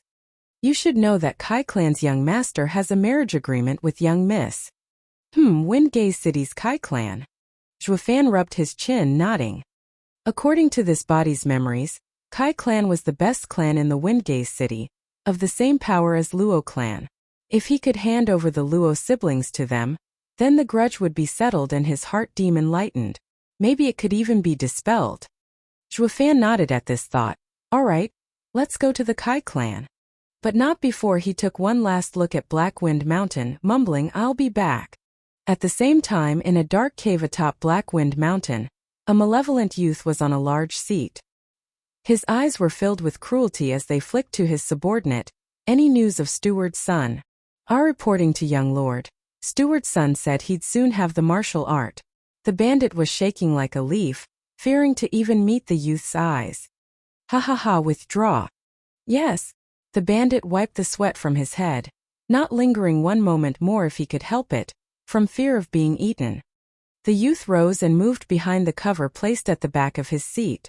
An old man laid there, glaring with fury at him. His lips trembled but no words came out. The youth patted the man's hand with a smile. "Master, be at ease. Your friend left first and is waiting for you. Once returning Dragon Palm arrives, I will reunite you two old friends." The old man's eyes were bloodshot at this, as if wanting to eat him alive. Despite the constant trembling, he could do nothing else. In response, the youth's savage and vicious laughter echoed throughout the cave. Windgate City was the largest city in 100 miles and a 10-day journey from the Luo clan. From fear of other bandits pursuing them, Zhuofan and the others sped up and reached it in 5. Once inside, the bustling of the city assaulted them while also bringing some comfort. All the tension accumulated over these past days seemed to seep from them. Now that she was finally around other people, Luo Yunchang's strained face finally revealed a smile. "Yunhai, look there." Pulling his hand, she pointed at a juggling stall. Captain Peng was happy to know the fall of the young Miss clan didn't put a damper on her spirits. "Brother Zhuofan, I seem to recall you never came to Windgate City." Zhuofan just nodded. Captain Peng was stunned at that. Windgate City's bustle was famous around these parts. He recalled the last time he came here and was so excited he couldn't sleep for 3 nights. Why was it that a homegrown kid who never saw the flourishing city didn't even flinch? Of course, how could he know? In Zhuofan's eyes, this place was no different than a village. "Old Peng, is Kai Clan far from here?" Sharing hardships brought them closer and even started calling each other brothers. Luo Yunchang spoke before Captain Peng could. "We don't need to go so quickly. I and Yunhai must make an official visit first, then I will come see you. Stay at a tavern in the meantime." "So annoying," frowned Zhuofan. With a bitter smile, Captain Peng just shrugged. "Can't be helped. There's no one rushing us now. If we go there now, they will laugh at us for not showing propriety." "Fine, you go first." Zhuofan sighed but nodded. As long as the siblings were safe and he gained his freedom, waiting for a bit more wouldn't hurt. After 5 days of silence, someone couldn't restrain their temper and began running his mouth. "Hump, stinky slave. Windgate City is my sister's domain. Just you wait, see how I'll deal with you." Luo Yunhai crossed his arms and flared his nostrils, becoming the same old impertinent young master from before. Bam! He didn't get to enjoy it though, as Zhuofan delivered a healthy kick to his rear. He flew a meter and landed on his face. "No need to wait, let's settle this now." Luo Yunchang rushed to help her brother and glared at Zhuofan. "Why do you always pick on a child? It's your brother who needs a spanking." Zhuofan shot her a look then waved, "Go already. After you settle in, if you still look at me with such discontent, I will not hesitate to leave you." Luo Yunchang snorted and left while hugging her brother. Luo Yunhai rested his head on her shoulder, face red as if choking but not daring to make a peep. Even a child like him understood the two siblings had no power in the forest and suffered at the hands of that despicable and dastardly servant. But now that they were in Windgate City, his sister's turf, It didn't seem to make much difference. Why am I getting beaten by that damn slave again? Does this slave fear not even heaven and earth? Luo Yunhai never saw anyone like him in the Luo clan. Captain Pang watched this unfold with shock to say the least, as his eyes were close to popping. Not even he knew Zhuo Fan was so daring and impertinent that he'd beat up the young master right in front of young miss. Yet she did not make a complaint nor retaliate. Young miss doted on her brother, never once being harsh with him. Yet Zhuo Fan trampled over young master with no regard to her with uncanny ease and skill. Now he understood why young master looked at Zhuo Fan like a mouse eyeing a cat. Wiping the sweat off his forehead, Captain Pang said, "Brother Zhuo Fan, young master is your lord. If not out of respect for the young miss, do it out of respect for her husband. How could you kick him?" Zhuo Fan laughed then shrugged. No one was a lord in his eyes. Everything he did was to remove the heart demon. Chapter 12 Odd Girl. Chapter 12 Odd Girl. They won't come back for a while. Let's stroll around the city. Zhuo Fan turned around and walked away. Captain Pang knew he didn't take his words to heart and sighed as he followed. They were soon in the market area. This was where rogue cultivators sold their wares, to exchange items or other cultivating materials. With Zhuo Fan's experience, he should be able to find goods which others overlooked. The two visited many stalls and many times, Captain Pang wanted to put his hands in his pocket, but when he saw Zhuo Fan walking away with a dull look, he followed suit. Perhaps he wasn't aware, but the Grand Captain of the Guard was reduced to following Zhuo Fan at every step. AI. Since when did the world overflow with overlooked treasures? Let's just go. Zhuo Fan scoured the market but nothing caught his eye. It was then he heard a ruckus. He went to see a stall owner and a red-faced girl in a heated dispute. He led Captain Pang through the crowd center and saw the girl's appearance. She wore white clothes with fine eyebrows like a crescent moon and looked calm and gentle. Even when yelled at, she never lost her smile as if she never got angry. She persevered despite opposition. This black jade is fake. How is it fake? This is the purest black jade, one that if left in the sun for a day, will still feel cool to the touch. If worn as a pendant, cultivation will be much easier. The man spat nonstop about how pure it was. Young miss, do you understand what I'm saying? She shook her head, but her smile never faltered. I do not know much about black jade, but I have seen one so I can tell this one's a fake. Ha ha. You saw it once and dare to say you find this one fake? Did you hear everyone? Has there ever been such an absurd situation in the world?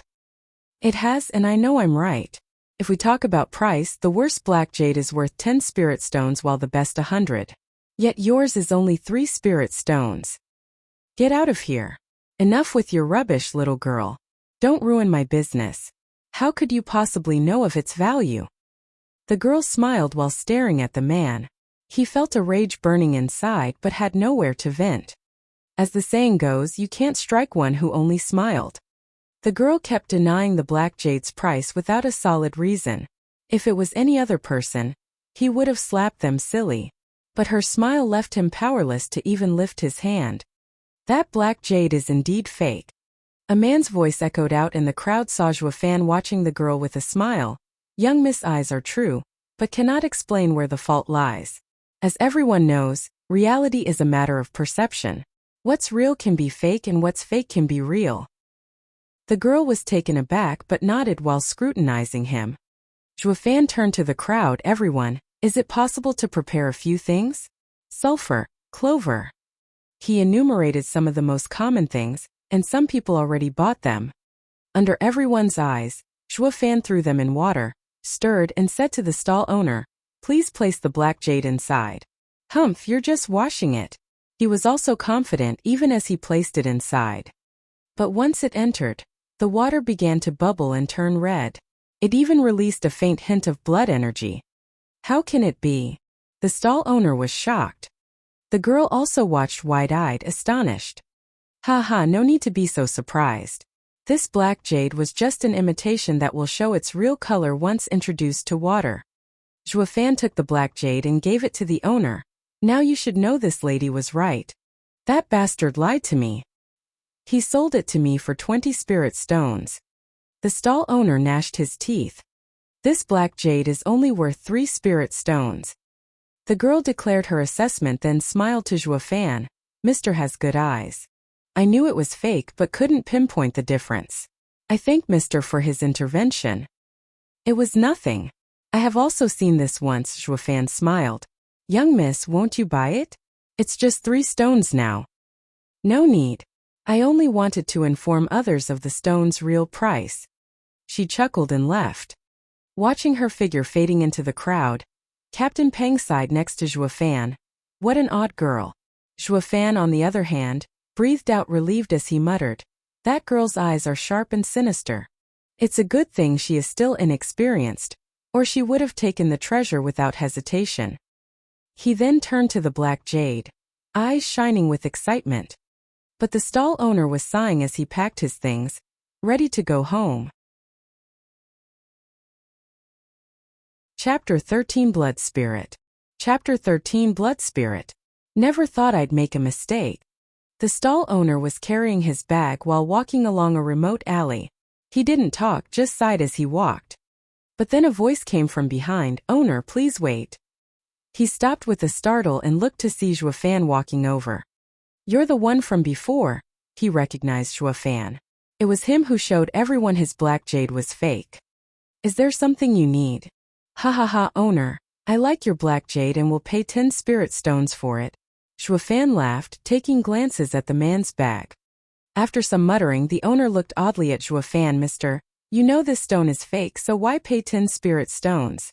The lady said it was worth 3. Shaking his head, Zhuofan added, even if it is fake, it can still pass off for the real thing. I might be able to sell it as a black jade. Oh, I see. You want to trick others into buying it. The owner nodded in understanding, then scanned around. Since this is the case, things are different now.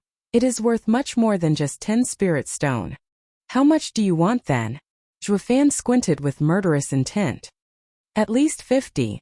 The owner showed his own sneaky side. If not, I'll just find my own target and sell it at 100.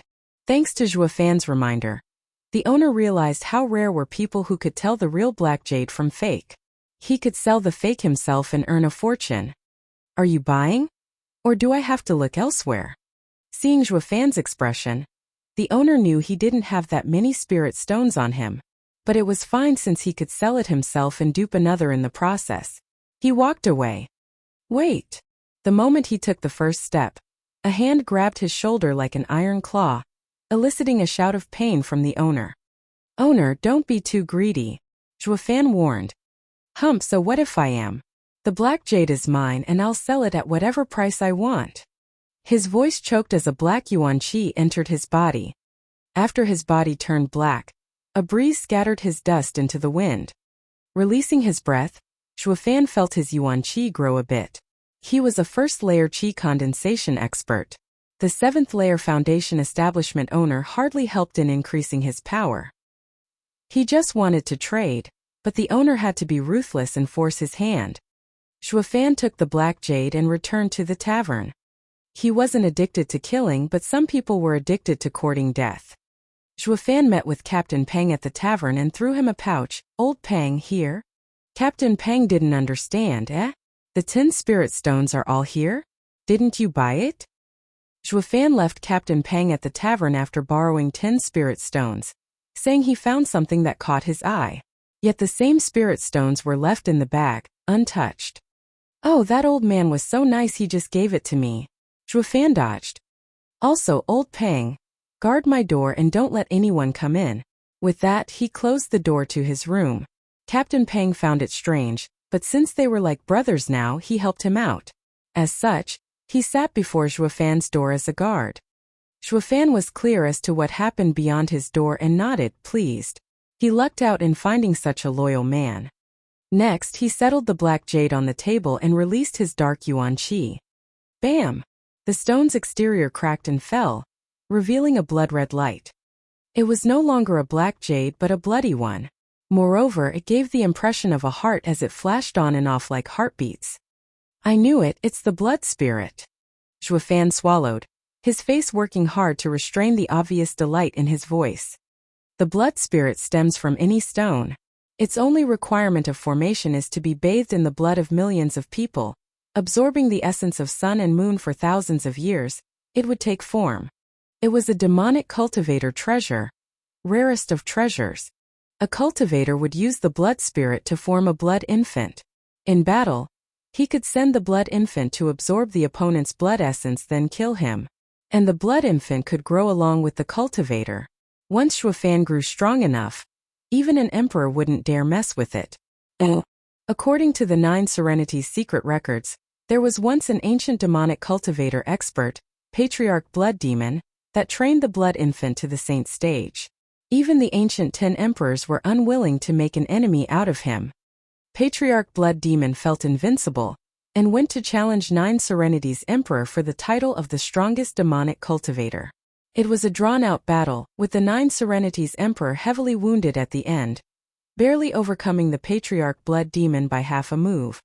However, the 9 Serenities Emperor obtained Patriarch Blood Demon's secret method to raise the blood infant, improved it, and added it to the demon transformation art.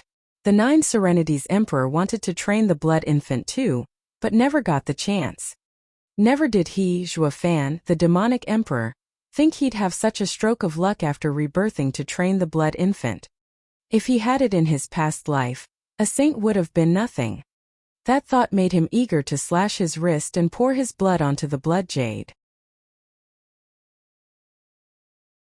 Chapter 14 Refining the Blood Infant. Chapter 14 Refining the Blood Infant. Plop, plop. Just like how an infant breathed, each drop of blood landed on the stone and disappeared the next instant.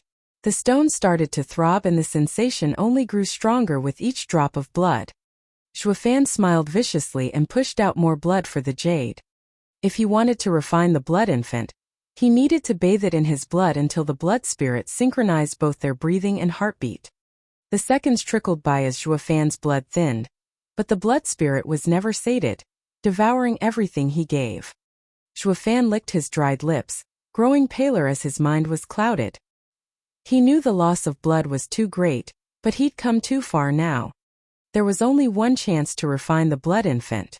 If he stopped, it'd be like throwing a child away. It would think Shuofan abandoned it and would never approve of him ever again. This was why there was no going back once Shuofan started the process. After an hour, Shuofan felt the world spinning. If he dared keep this up, it would endanger his life. If his life came at an end, the blood spirit would lose its meaning.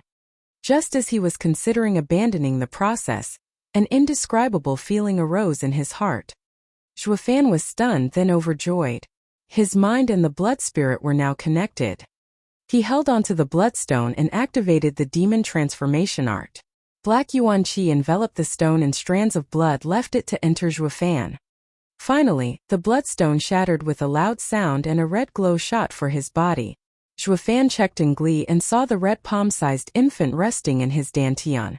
Sensing his eyes, the infant opened his eyes then went to sleep. To this is the blood infant. After a moment of stupefaction, he jumped in joy. He never thought it would be so easy to refine the blood infant. Even though he succeeded, he lost too much blood. When he stood up, his legs went soft and hit the ground, but even that couldn't wipe the grin off his face. Now that I have the blood infant, the next step is to settle on a martial art to learn. Blood palm, a mid-mortal ranked martial art. The palm would rain havoc to one's blood and reverse its flow. Thanks to also having the blood infant, it was now savage enough to even damage one's blood essence. Despite a mere mid-mortal ranked, its power was as strong as a high mortal ranked martial art. It might even surpass it. 10 days later. The door opened with a creak and Shuofan came out grinning. Captain Pang rose to his feet and rubbed his eyes. Why did you take so long? Kai Manor already sent someone over. Seeing the dead-tired old Pang, Shuofan smiled. Old Pang, thank you for your hard work. Ai, what hard work between brothers. But we cannot let young miss and young master wait for too long.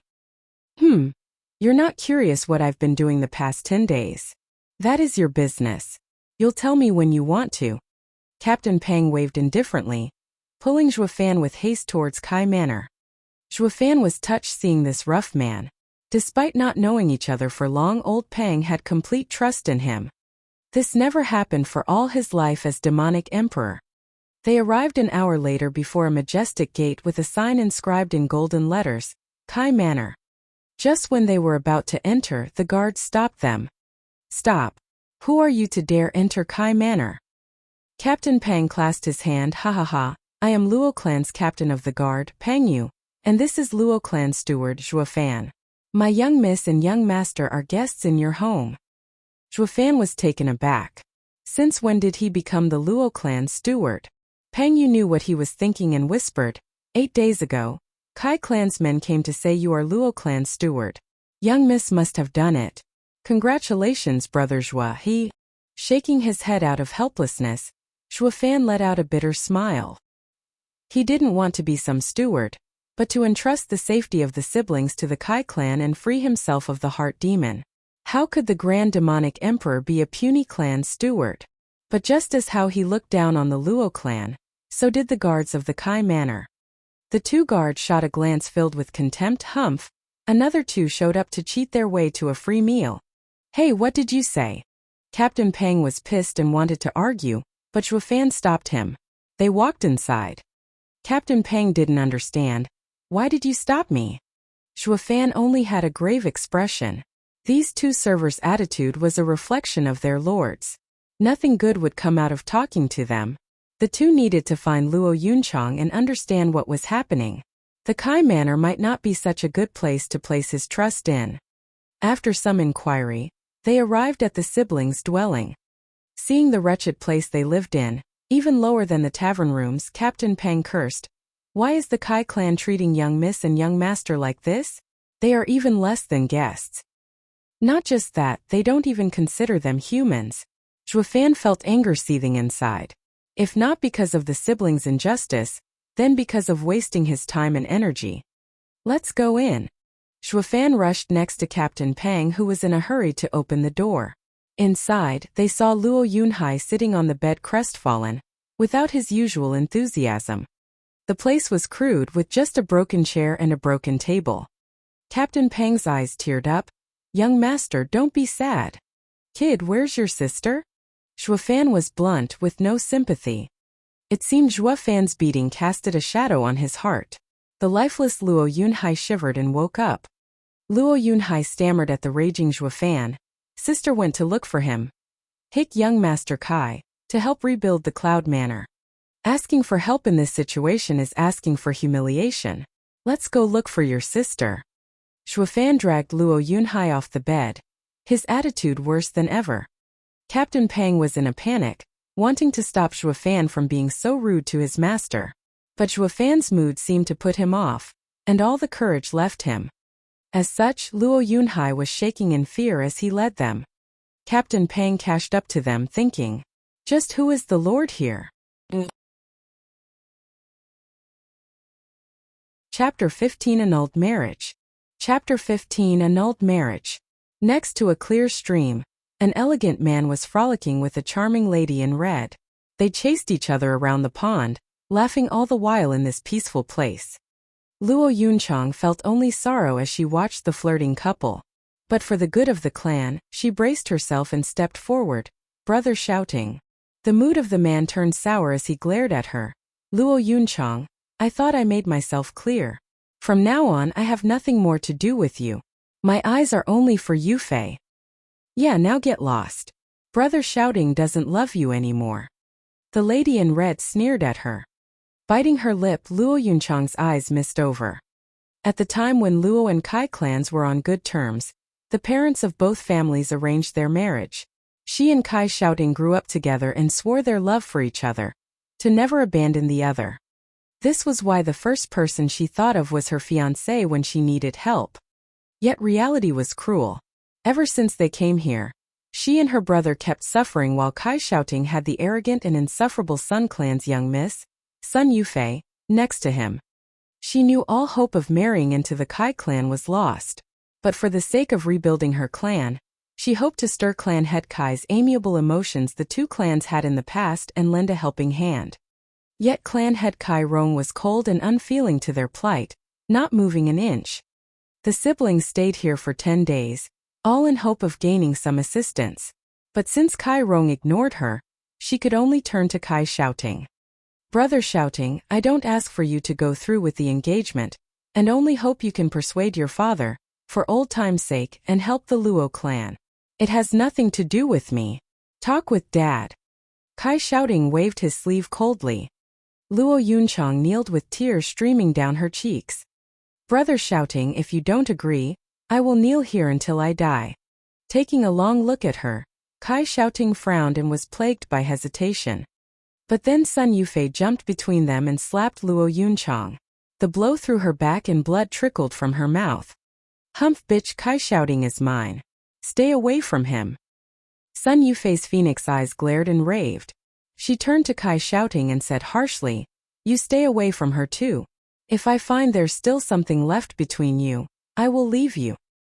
As if waking up, he nodded and swore, Yufei, relax, my heart is yours. Other girls are dirt compared to you. Kai Shouting's eyes showed his sincere feelings, watching her like a love-struck puppy. Sun Yufei nodded pleased, as Luo Yunchang's face turned ashen. She knew her last hope faded away. Whoosh! A shadow flashed by and 2 slaps echoed. Sun Yufei and Kai Shouting were still confused about what happened, when a red handprint appeared on their faces. Zhuofan stood in front of Luo Yunchang as he stared at them. A damn illicit couple dares to ruin my affairs. Who are you? Sun Yufei and Kai Shouting woke up with a start. They were geniuses of Windgaze City, chi condensation experts, and peerless in their generation. Yet here was Zhuofan, of similar age yet faster than even them. They got slapped before they could react. Is it possible for such an individual to exist in this world? As the scene played out, only Captain Pang and Luo Yunhai came to Luo Yunchang's help. Seeing the thin figure in front, Captain Pang was even more shocked. Although he was an expert in the 4th layer of chi condensation, while Kai Shouting was in the 3rd, a level beneath him, they had different upbringings and if they clashed he might even lose. Yet such arrogant geniuses were slapped by Zhuofan. Thinking about the power he displayed in the forest, Captain Pang couldn't help but wonder how he got so strong in such a short span of time. Ignoring the two and the shocked Captain Pang, Zhuofan turned to the crying and pitiful Luo Yunchang and felt pain in his heart. Wretched heart demon. Zhuofan gnashed his teeth. With his demonic emperor disposition, he could look beyond the world's entire sufferings. How could a girl's humiliation ever cause him pain? He could only attribute it to this body's former soul, who felt anger for his master. AI, it looks like I'll be stuck with the Luo clan for some time. Zhuofan sighed inside as he wiped Luo Yunchang's tears. Let's go. Luo Yunchang nodded. There was no point in staying here. She carried the bitter Luo Yunhai and walked with Captain Pang's help. Humph, don't think you can run after hitting us. Sun Yufei shrieked as she barred their way. Kai Shouting chimed in, Luo Yunchang, you think this is a place you can come and go as you please? Luo Yunchang was filled with grief and balled her fists. She regretted ever coming here for help. Facing this overbearing couple in their home, she could only rein in her anger. If she were alone, she would have rather fight them for her honor, but she still had her brother. If he died, she would be too ashamed to meet her parents in the underworld river. What do you want? Luo Yunchang's voice trembled. Hump simple. Kneel and kowtow 3 times. Sun Yufei smiled viciously and pointed at Zhuofan, especially him. Clenching his teeth, Captain Pang's eyes went red, wanting nothing more than to beat them senseless. This was too humiliating. Luo Yunchang hesitated, then closed her eyes as her knees bent. Kneel all of you. They could all hear her faint mournful voice. Sun Yufei stuck out her chin with arrogance and smiled with pride. Bam! Before they kneeled, Sun Yufei and Kai Shouting took the initiative to kneel first with a cry. Rather saying they kneeled, it was better to say their knees were forcibly smacked onto the pavement. Chapter 16 Tomorrow you'll be beneath me. Chapter 16 Tomorrow you'll be beneath me. Cracks spread like spiderwebs on the pavement. If they weren't chi condensation experts, their knees would be crushed, unable to walk again. The two grimaced as they looked up to see Zhuofan standing before them. You again. The couple knew Fan was the only one among the group who had the power to attack them out of the blue. Even if you beg on your knees now, I won't ever let you go. Sun Yufei glared scornfully at Fan, howling with rage. Papa! 2 hits echoed and Fan kicked them without hesitation. You want me to kneel? You think too highly of yourselves. Sun Yufei and Kai shouting were dumbfounded, even forgetting the pain from the kick. Slapping them to help Luo Yunchang out of a predicament was something they could understand. To make amends, they were ordered to kneel. Yet, the steward still had the guts to strike them. Was he not afraid they would never be allowed to leave Kai Manor alive? Captain Pang was enraged by the two's act, but he looked at it from a different perspective and felt it was better to endure, or the Luo clan would be perishing here. Luo Yunchang smiled dejectedly. Others didn't understand Fan, while she gained first-hand knowledge of his violent character in the forest. He never once acted like a servant. He just did whatever he wanted. She just could not cope with the fact their Luo clan had such a servant. Yet Luo Yunhai's attitude changed completely. He now looked at Fan with worship and adoration. This damnable slave's nerve that always bullied him wasn't limited to picking on his masters, but even on others. He just didn't know fear. In that instant, the image of the damnable slave turned into an almighty hero coming to rescue the Luo clan. Who dares to act impertinently in the Kai clan's domain? A man's rebuke echoed as he appeared before them. Luo Yunchang's face dropped. She pulled her brother so close that even he could feel her anxiety. Kai shouting was overjoyed. Dad, you're here. He is looking for trouble with our Kai clan. Knowing clan head Kai Rong came, Fan eyed him more carefully. Kai Rong looked to be in his 50s, tall and sturdy, and a powerful aura emanating from him.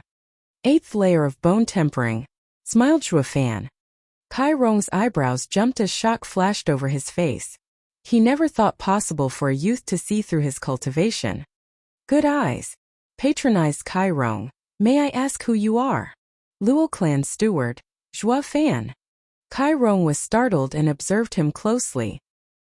He heard from Luo Yunchang that Luo clan had a new steward, since the old one turned traitor, but he didn't think it'd be one as young as Fan, and he also gave off a strange energy. If it were any other time, a fox like him would never mess with an unknown variable like Fan.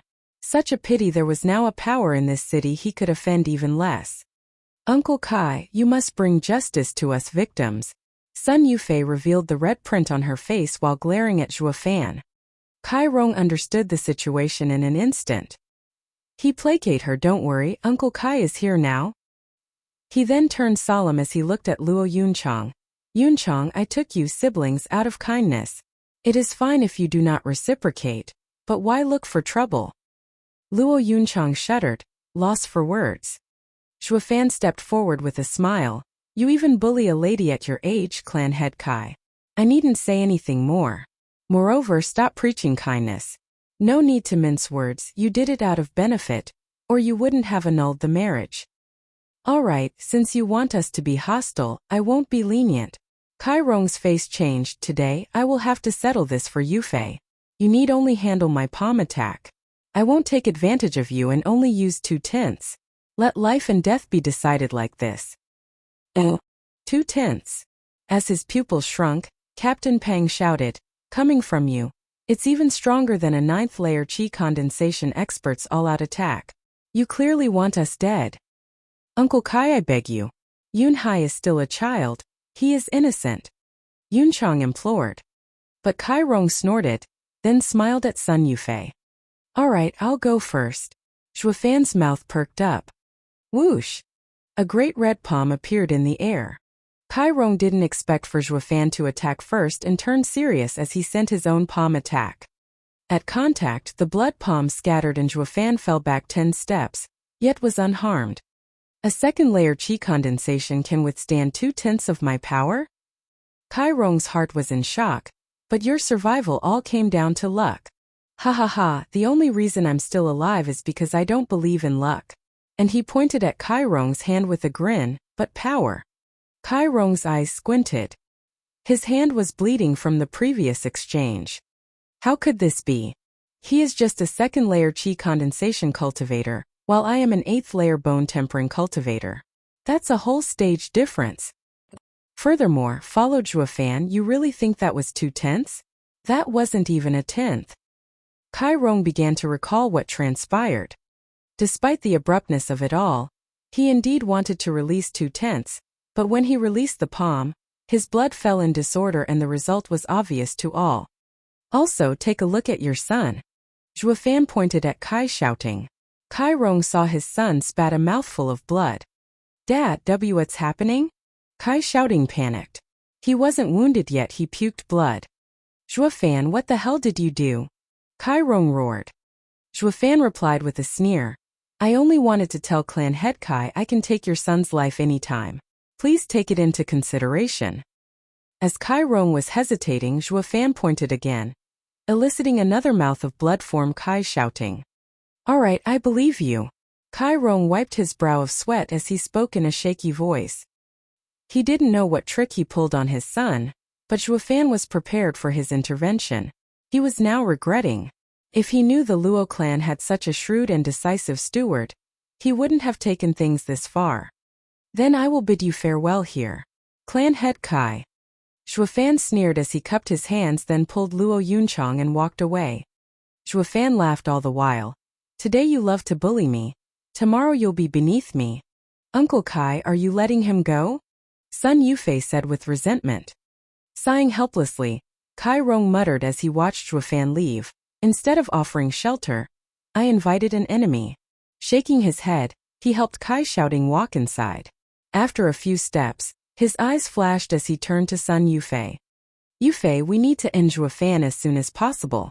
He will endanger your Sun clan. Humph. You don't dare to attack him because of your son. My Sun clan isn't afraid. I will let him have a taste of what it means to offend the 7 noble houses. Sun Yufei spoke with hatred.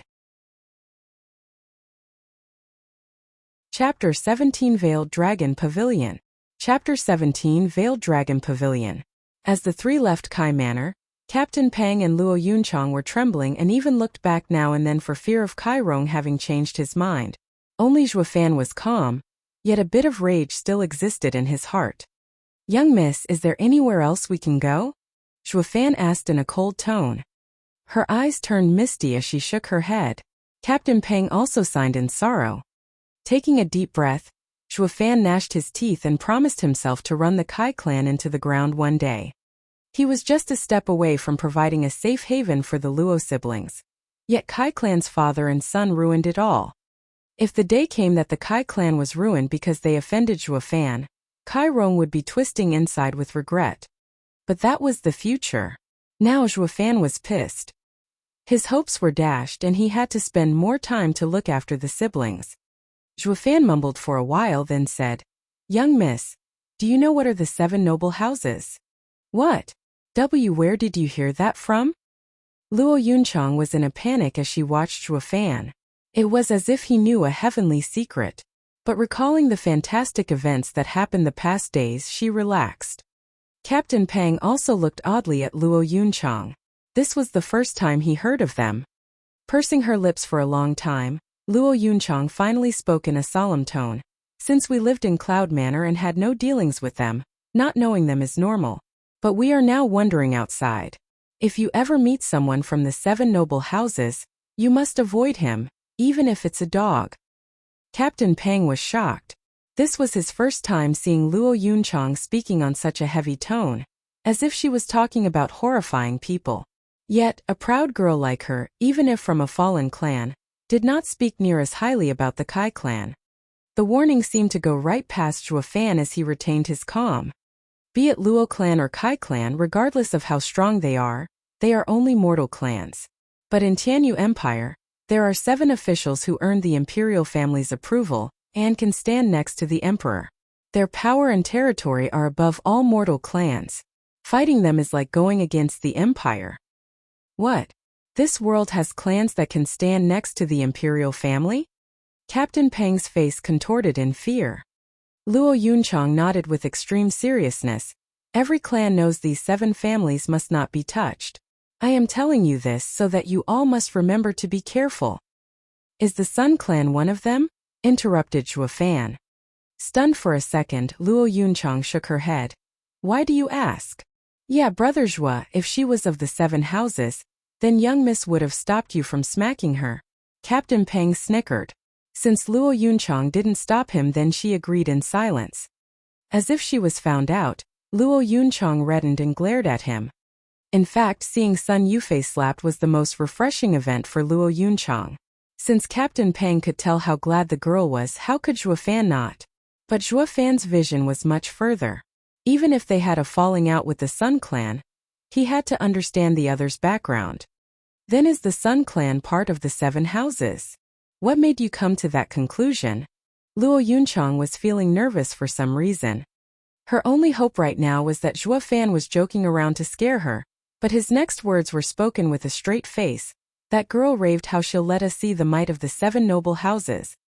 How can this be? Did we offend 7 noble houses, people?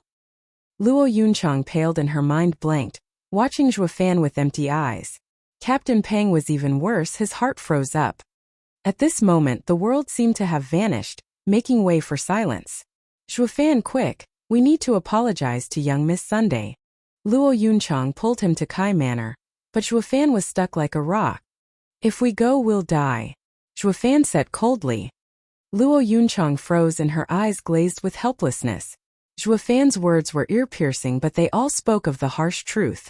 If offending the 7 noble houses was so easily settled, no one would have regarded them with such fear. Brother Zhuo, what do we do? They were all surprised to find Luo Yunhai speaking as he gazed at Zhuo Fan with unshakable faith. Not even Zhuo Fan foresaw it. A kid that everyone overlooked was now watching him with such big and innocent eyes. Wasn't I a stinkin' slave? Squinted Zhuo Fan. Big bro Zhuo, we brother and sister are grateful for this new chance at life. You're our greatest benefactor, my dear brother. My dear brother-in-law, please save us once again. Yunhai, don't talk nonsense. Luo Yunhai glared with a red face, yet her eyes couldn't help sneaking a glance at Zhuo Fan. They were alive thanks to him. Despite being inferior in his eyes, Zhuo Fan's abilities made others have a whole new level of respect for him. This was the reason why she appointed him as the clan's steward. For the rebuilding of the clan, men like him were needed. Zhuo Fan saw Luo Yunhai's imploring eyes and laughed inside. This kid is a clan son after all, haughty but also clever to see another's talent. How adorable. Moreover, helping the Luo clan was a given for him. Does Windgaze City have men from the 7 houses? Yes, the Veiled Dragon Pavilion. The #1 treasure appraising clan among the 7 houses. Its wealth knows no bounds. Then let's return to the tavern and go to Veiled Dragon Pavilion tomorrow. Zhuo Fan ruffled Luo Yunhai's head. What for? Luo Yunchang rushed to ask. Allies. Zhuo Fan's curt reply came. The others were stunned. Why would one of the 7 noble houses, the Veiled Dragon Pavilion, ally with a rundown clan? That was more of the wish of a hopeless loser. Chapter 18 Long Kue. Chapter 18 Long Kue. A tens of meters tall ancient building stood in the eastern part of Windgaze City. Its size overwhelmed any from approaching to the point that not a single person dared get within 100 meters of it. 2 guards in golden garb stood at the gates.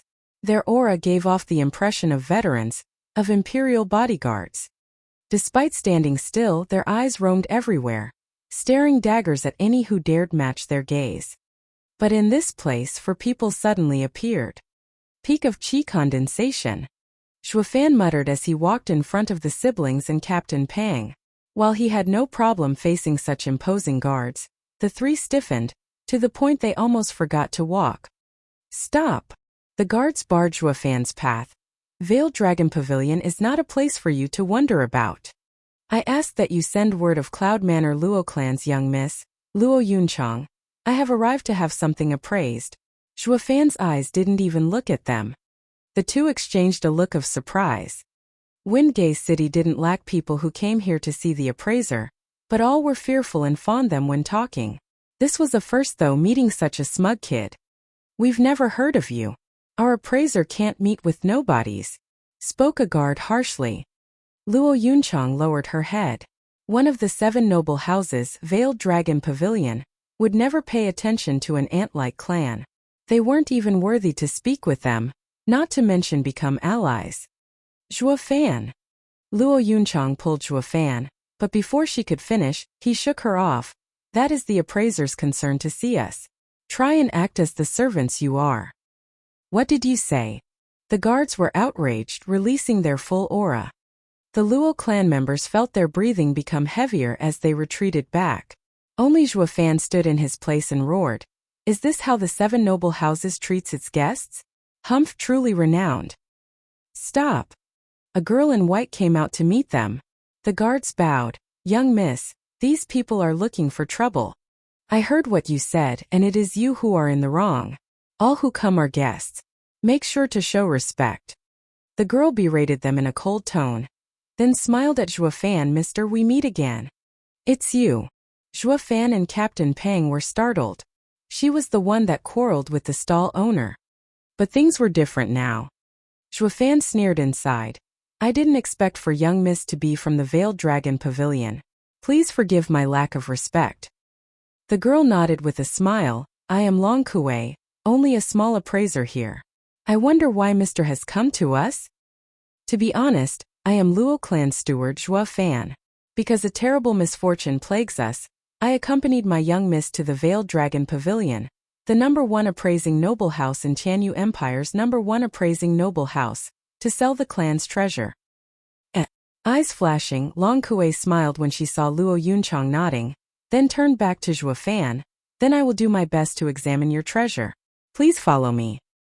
She showed them in to the shock of the guards. Was that young miss friend? No way. How can young miss have such a dirt poor friend? She must be doing it for the treasure. Once it fails to meet her expectations, they will be kicked out. Then we will teach them a lesson they won't ever forget. Especially that rude Zhuo Fan. But what if the item is to her liking? That's impossible. Just look at them. How can these wretched people have anything that is worth more than black jade? Ha ha ha. The other also jeered, rubbing his hand in eagerness to vent all his energy. On the other side, Long Kuei took them to a flourishing room and smiled once they were seated. I wonder what treasure did you bring? Please take it out. Zhuo Fan grinned. Oh. This girl thinks herself above others, but is quite shrewd as well. He was certain she knew exactly what went on at the entrance, but let the guards test them if they were worthy of her time.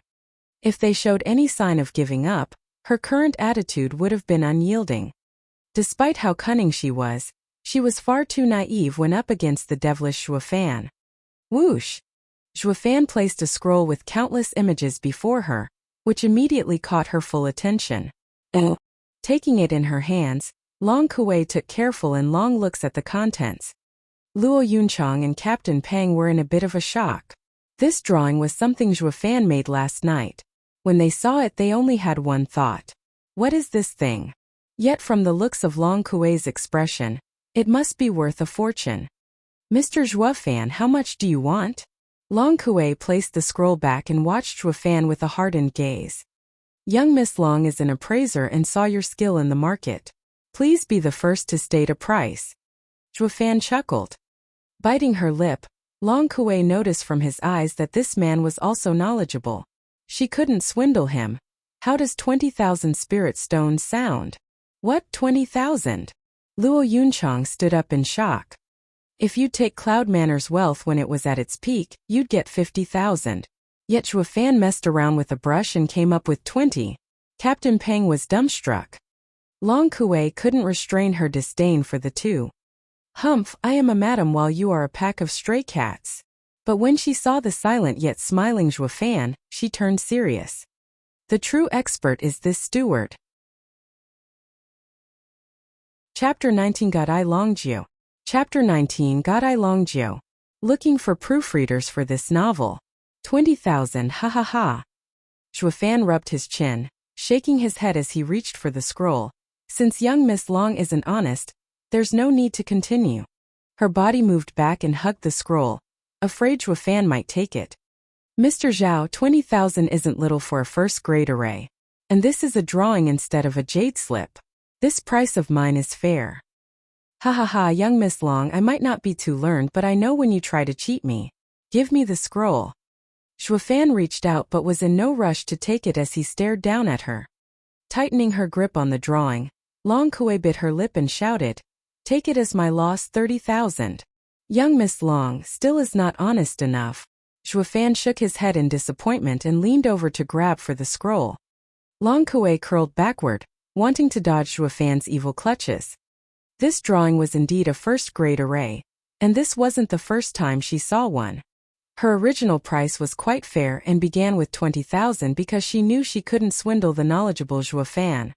But even so, with how many arrays were out there, she didn't know them all.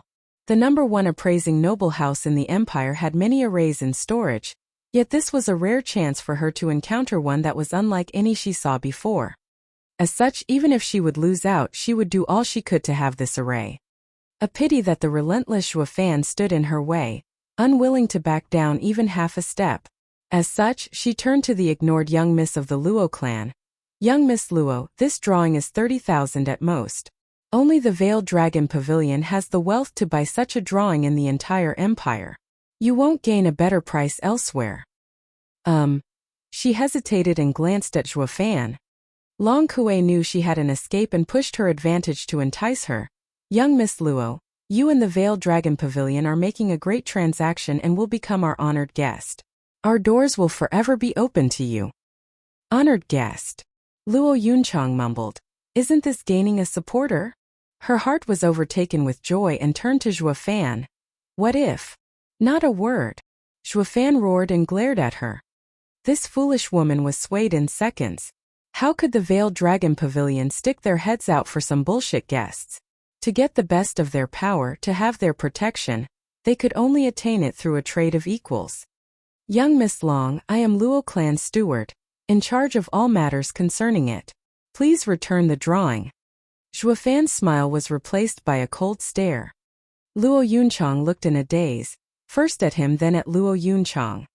Though his words rang true, since when did a steward's power superseded his lord's? How was he the steward? By the look of things, the lady of Luo clan is unable to keep the steward in check. Sighing, Long Kuei was very reluctant in giving the scroll back, evident by her slow movement. "Such a pity, Mr. Shuafan. Your request is too high and I can't fulfill it. But I am willing to guarantee on our Veiled Dragon Pavilion's fame that this first-grade array won't go beyond 30,000. With the scroll in hand, Shuafan rose from his seat and leaned closer to Long Kuei, leaving her flabbergasted. Before she could say anything, he said, "Sorry, it seems I thought too highly of the young miss. You truly don't understand. Does this place have any other appraiser?" I do not understand." Long Kuei's cheeks were tinted red as her heart swelled with anger. No item that passed her hands hadn't received a correct assessment. The fact she could point out the fake black jade, yet unable to explain why, was her talent. It was because of this that she rose to a top-rated appraiser. In short, she was an expert. Yet here came Shuafan mocking her talent, refuting her skill in appraising. It was worse than any physical attack, an insult to her dignity.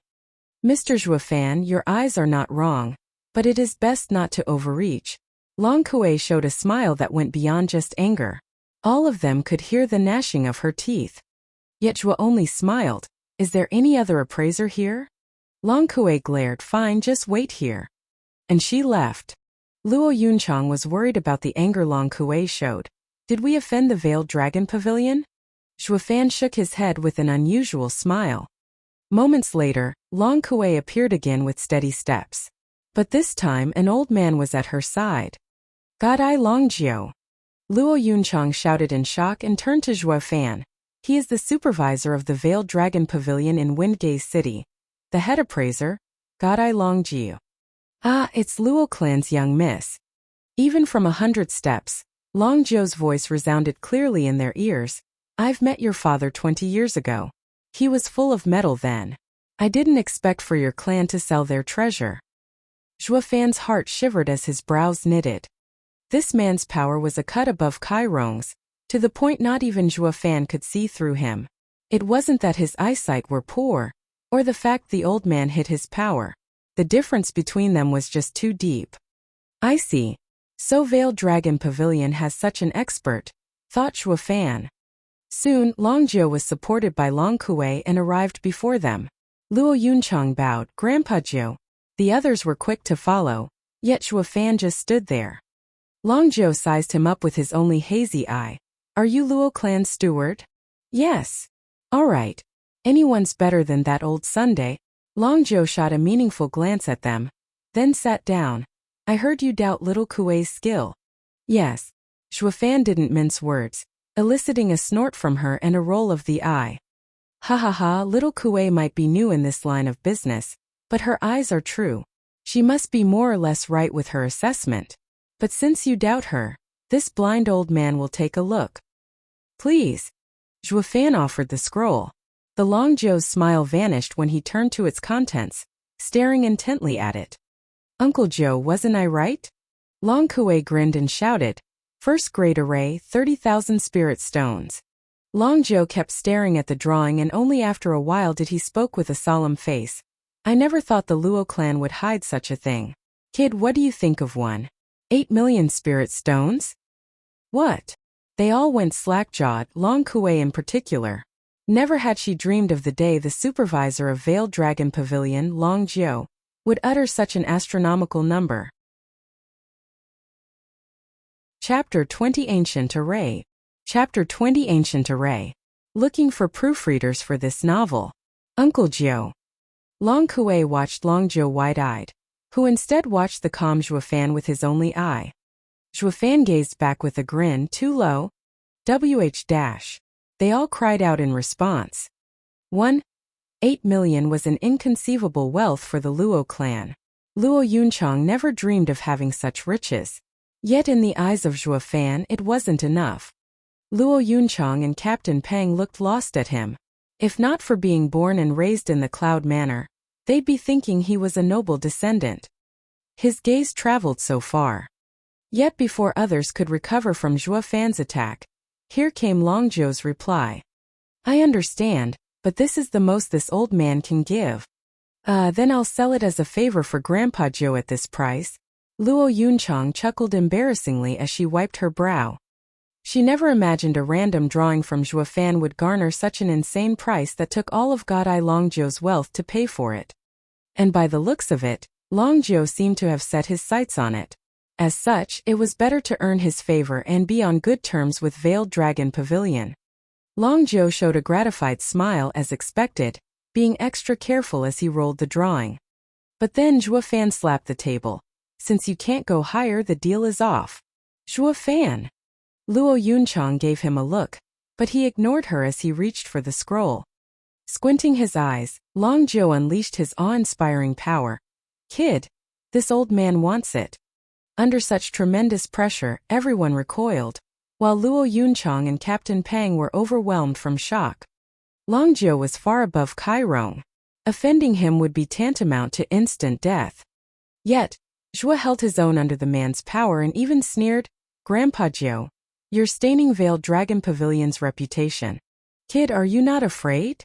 Long Jiu kicked his power up a notch. Humph, aren't you? Blanking out for a second, Long Jiu took back his power and laughed, haha, good kid. With you in charge of the Luo clan, they have nothing to worry about. The others were baffled. The two were a step away from jumping at each other's throat, and in the next instant all went up in smoke. Yet, no one knew the two moved the battle from brawn to mind. Long Jiu released his power to soften Zhuo Fan into selling him the drawing. Instead, Zhuo Fan pushed through the pressure and asked the old man about his honor. Veiled Dragon Pavilion was the #1 appraising house among the 7 nobles. If this coercion leaked, then the damage would be unimaginable. Zhuo Fan bet on his fate and the clan's honors place in Long Jiu's heart and won. With a deep look directed at Zhuo Fan, Long Jiu took the direct approach. Kid, I know you didn't come just to sell this drawing. What are your terms? Grinning, Zhuo Fan pushed the drawing before Long Jiu. 10 million is a fair offer. Let's start by having you pay us 1 million and the rest slowly. That's. Long Jiu eyed the scroll then nodded after a while. All right.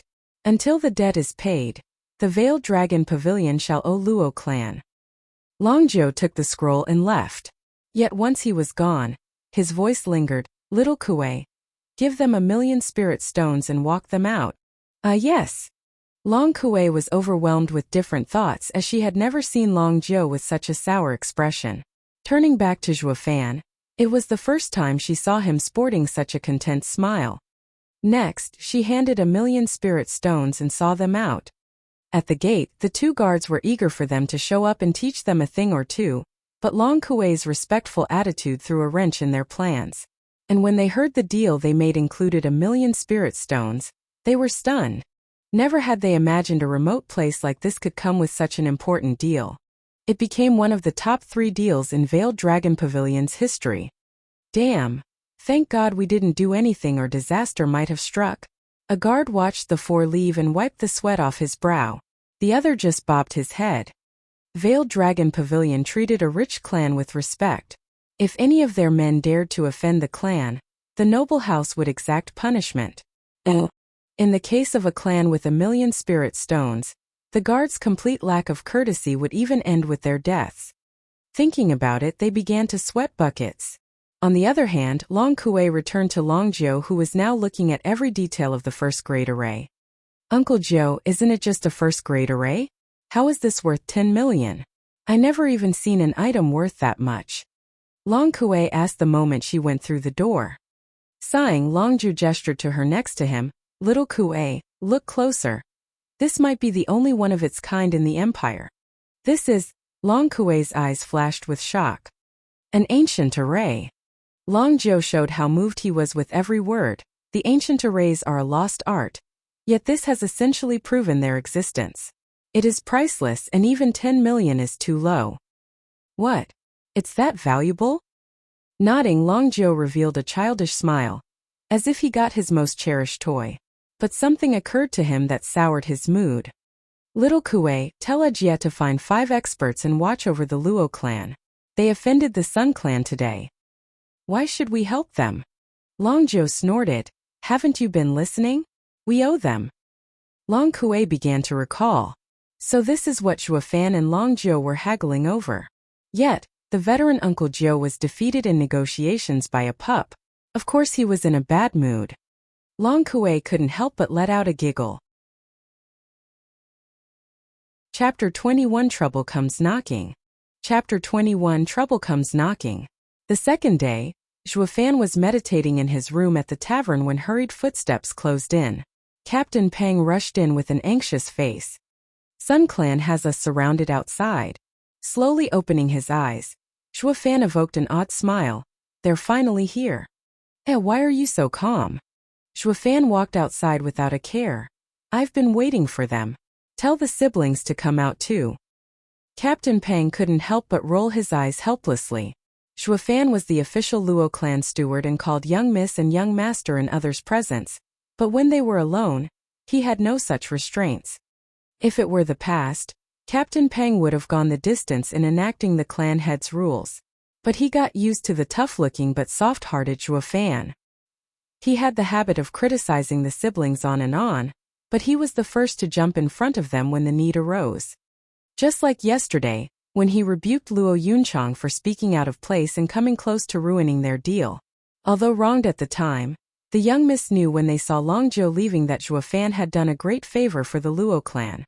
With how the rundown Luo clan turned in 1,000,000 spirit stones, they wouldn't be in the precarious position of living on the streets or relying on others. What was most important was Long Jiu's evaluation of Zhuo Fan.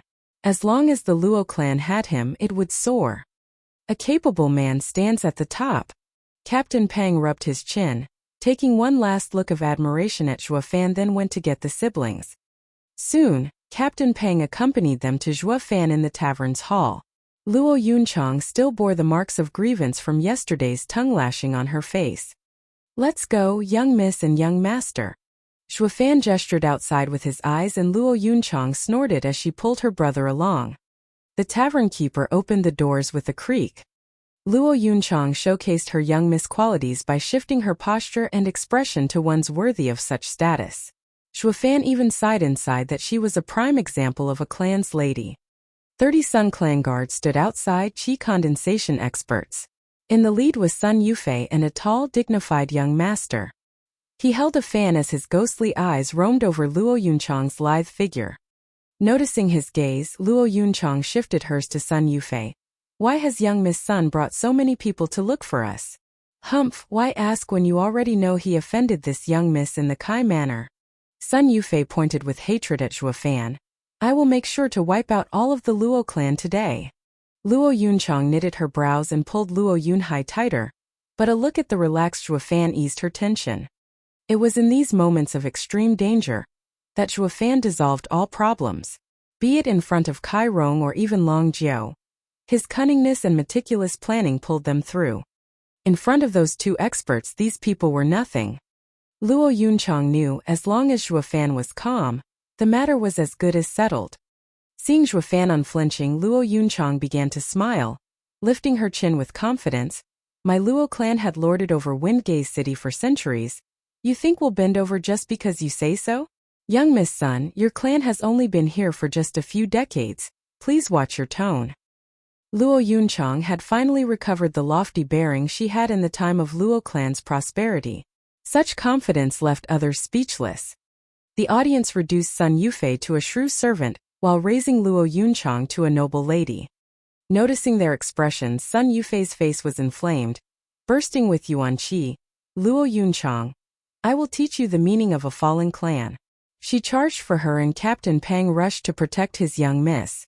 But before they could meet, a fan rested between them. Cousin. Sun Yufei watched him with bloodshot eyes. Without paying her any attention, he showed respect towards Luo Yunchang. Young Miss Luo, please forgive my cousin's lack of manners. We have come to your home for your steward to seek justice for my cousin. It does not concern young miss. If you hand him over, I guarantee not to harm any Luo clan member. Cousin, didn't we say we're going to destroy them? Why? Sun Yufei was panicking, but he covered her face with the fan. I could also bring back the glory of old to the Luo clan. No need, Zhuo Fan is part of the Luo clan. If you're looking to trouble him, you're dealing with the whole clan. If you have any complaints, come to me. I am in charge of the Luo clan. Luo Yunchang stood fearless before all. Losing his smile, the youngster shook his head. I urge young miss to not be taken in by emotions. If you knew who I am, you might not say the same. Frowning, Luo Yunchang glared at him. I am Yu Quan, a disciple of Hell Valley. Luo Yunchang was shocked and took 2 steps back. That's 7 noble houses. Ha ha ha, scared now? Sun Yufei laughed with pride. Everyone besides Zhuo Fan sported grim expressions. There was no reason to fear meeting Long Jiao since they were negotiating, but in this case they were at odds with the Hell Valley. Any from the 7 noble houses needed to only lift a finger, and a mortal clan would fall or thrive. No wonder even the clan head Kai Rong saw the Sun clan girl with importance. Her clan had a connection with the 7 noble houses. Zhuo Fan. Luo Yunchang grabbed his hand as her voice trembled. With a reassuring smile he stepped forward. I am Luo clan's steward, Zhuo Fan. What do you think of fighting one-on-one? Humph, cousin was right. You are an arrogant slave. Sneered Yu Quan as he approached him. All of us against someone like you will smear Hell Valley's reputation. With his last word, a whoosh sound traveled and Yu Quan disappeared. Zhuo Fan's eyes narrowed, somersaulting backward. When he looked forward, a trace of blood flowed down his face. As blood dripped from his cheek, the youth now occupied Zhuo Fan's previous position. Humph, so you've managed to dodge it. Yu Quan eyed him evilly, as if he was toying with him. 6th layer of Qi condensation, demonic cultivator. Zhuo Fan squinted and smiled. Interesting. When Yu Quan attacked like a demon, if Zhuo Fan wasn't a veteran demonic cultivator, it would have killed him. But this revealed Hell Valley's nature, that of a demonic faction. If another met such a problem, he'd have a hard time coping. Demonic cultivators gained power through any means, filled with danger and ruthless natures. Righteous cultivators took the opposite approach, taking it one step at a time. They weren't as impressive as demonic cultivation experts, but they hardly encountered problems in cultivation. And this explained why, despite only in his 6th layer, Yu Quan was far more dangerous. Yet Zhuo was in the 2nd, and 4 layers difference would make him hard-pressed even against a righteous cultivator. Luck had it though that Zhuo Fan was an old monster in demonic cultivation, knowing his fair share of its arts and methods. This was his only hope of success. Are you all right? Luo Yunchang was anxious, watching the blood trail down his cheek. He wiped the blood and showed an excited smile. It wasn't that he never fought with higher layers before, just that they were all righteous cultivators. This was his first encounter with a demonic cultivator in this situation, and began to enjoy the novelty of it. Fight! Even if the Luo clan wasn't here, it was still important to go through with this fight for the sake of his meticulous schemes. This fight followed no logic, as his boiling blood dictated his movements. The bloodthirsty look in Zhuo Fan's eyes caught Yu Quan off guard. Common sense told him his first move should have robbed Zhuo Fan of his life, and even if he escaped by some miracle, he'd be scared witless. But instead of fear, Zhuo Fan showed thrill and thirst for battle. Can it be? Yu Quan thought of something but was forced to block. Bam! A blood palm exploded in his hand, pushing him back again and again. When he finally stopped, his hand was dripping blood. Cousin, be careful. Even Kai Rong suffered from this palm. Sun Yufei advised. Yu Quan frowned, his casual expression turning grave. This is going to be a pain. Never thought I'd meet someone like him. He saw Zhuo Fan sporting a grin and he sighed inside, while also raising his vigilance. If I had known, I wouldn't have caught myself in this. Chapter 22 The Most Dangerous Man. Chapter 22. The Most Dangerous Man. Demonic cultivation had a single pursuit: power. Meanwhile, the righteous path followed set rules to form a solid foundation and advance one step at a time. Because of this savage pursuit, demonic cultivators were seen as madmen, resorting to any despicable means to further their might. This was why righteous cultivators feared them. Fighting them was tantamount to fighting a madman. With this knowledge in mind, Yu Quan began to regret fighting Zhuo Fan. Despite being confident in his success, fighting an unscrupulous demonic cultivator would be sure to come with negative repercussions on his part. I need to settle this quickly. Yu Quan's eyes flashed with murderous intent and dark blue energy came out of his palm. The air around him chilled in an instant and even Luo Yunchang, who was 10 feet away, felt the cold biting her. She was aware of its danger and her heart was in a panic. But before she could warn Zhuo Fan, Yu Quan turned into a black shadow and charged. All the flowers along the way wilted. High mortal ranked martial art. Hellclaw. Bam! The blackish cold energy struck Zhuo Fan's chest until the latter spat blood along with pieces of ice.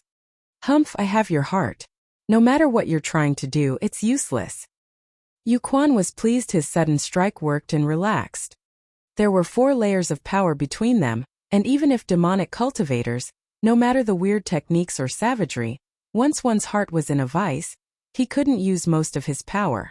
It was the same as being powerless. Sun Yufei cheered at her cousin's success. Kill him, while Luo Yunchang and the others were nervous. Nodding inside, despite knowing his cousin was rash and prone to anger, Yu Quan had to admit her words this time were true. A demonic cultivator enemy must never be left alive. Because a demonic cultivator's vengeance will always be ruthless. Now another dark blue palm aimed for Zhuo Fan's head. Humph, die. Luo Yunchang and the rest were in shock, hearts in their throats. But following an explosive sound, Zhuo Fan's head was fine while Yu Quan was flung like a ragdoll, trailing a bloody arc in the air. Blood palm, Zhuo Fan bellowed, staying in the move executing stance. That's impossible. Yu Quan crawled to his feet and clasped his chest with an incredulous expression. I sealed your heart. How can you still use martial arts? Humph, there's nothing bro Zhuo Fan can't do. Luo Yunhai stuck his chin out as Luo Yunchang and the others chuckled in relief. But then Zhuo Fan spat out another mouthful of blood. A sudden hole was now adorning his chest, which leaked blood. What's going on? Luo Yunchang was stunned while Captain Peng rushed to support the collapsing Zhuo Fan. Only Yu Quan understood and cackled. He seemed to have exploded his heart on purpose when I used my skill on him to break out of Hellclaw's grip. He won't have long to live. What did you say? Luo Yunchang was nervous. Ignoring her, Yu Quan ridiculed the hazy-eyed Zhuo Fan. Such a pity. If you were at my stage, your move would have ended with mutual destruction. But it ended with quickening your death. Even hurt, I can finish you off. He rushed for Zhuo Fan, and though his speed dropped, it wasn't something Luo Yunchang and the others could cope with. No! Luo Yunchang jumped in front of Zhuo Fan with her arms spread. Yu Quan sneered, Young Miss Luo, I would hate to kill you. Whoosh! The Luo clan members saw Yu Quan's claw but were powerless to stop it from approaching Zhuo Fan's head. Yu Quan wanted to kill Zhuo Fan in front of them. Sensing the incoming danger, Zhuo Fan gave out a strange smile. Bam! Suddenly, the blackish claw was caught in a vice-like grip. Mid-mortal ranked martial art. Hidden Dragon Claw. Yu Quan raised his head to find a warm face greeting him. It belonged to a youth of around 18, dressed in golden clothes and a scholarly face, yet having a sharp pair of eyes. Longjia. Yu Quan gnashed his teeth. Sun Yufei was in shock. Veiled Dragon Pavilion. Yu Quan, do you need to kill for every little mistake? Longjia smiled. Humph, that's my business, but out. Shaking his head, Longjia might look kind, but there was a certain determination in his eyes. I was ordered by Uncle Jiu to protect the Luo clan. If you want to kill him, you have to go through me. Why is the Veiled Dragon Pavilion suddenly? Sun Yufei trembled, never imagining the Luo clan could gain the help of Veiled Dragon Pavilion. The Sun clan was under the protection of Hell Valley, and even though the Luo clan only had 4 people, they had the Veiled Dragon Pavilion to back them. Based on background, the only clan that could fight the Sun clan in Windgaze City was the Luo clan. This deflated Sun Yufei's superiority. A clan under Veiled Dragon Pavilion's backing was bound to rise. Gazing at Luo Yunchang, Sun Yufei hardly hid the hatred in her eyes. Humph, Longjia, we have the same strength. You think you can protect them? Yu Quan looked at Zhuo Fan hanging by a thread with killing intent. With a serious face, Longjia said with coldness, Yu Quan, don't forget your wounds. Think you can match me as you are now? Before he could retort, Longjia said, I know what you want to say, that a demonic cultivator can show 120% of his power. But if we fight here, it will incur an open war between our houses. Are you prepared to bear such responsibility? Yu Quan hesitated. Hell Valley and Veiled Dragon Pavilion were of the 7 noble houses, yet also at odds. It was only a matter of time till war broke out, but not now. If he ruined his clan's plan, he wouldn't be able to bear the repercussions. Just when he nodded, a hand grabbed at his chest. He rushed his Yuan Qi in a panic to block the attack, but a sudden blood energy messed up his control. In but an instant, the hand pierced his chest and gripped his heart. Didn't your master warn you? In a battle with demonic cultivators, never let down your guard, or you will forfeit your life. A familiar voice reached Yu Quan's ears while his eyes were greeted with Zhuo Fan's evil grin. Wait, can't. Yu Quan was in shock. Zhao Fan was on the brink of death yet now had the energy to move around. But what was even more baffling was that he was stronger and faster than when Zhuo Fan first fought him. Everything was clear now. He fell in his trap, and not just him. He turned to the equally shocked Longjia with an imploring gaze. Save me. Die.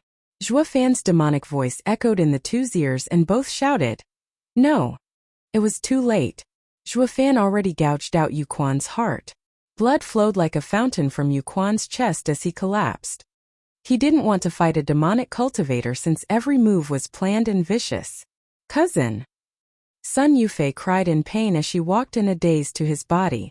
Sun Clan's guards took her and left in a rush.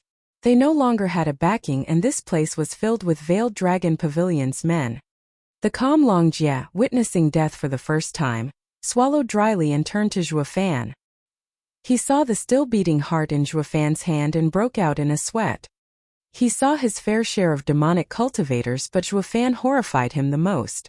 If he compared them, those demonic cultivators he saw were noblemen when up against Zhuo Fan's methods.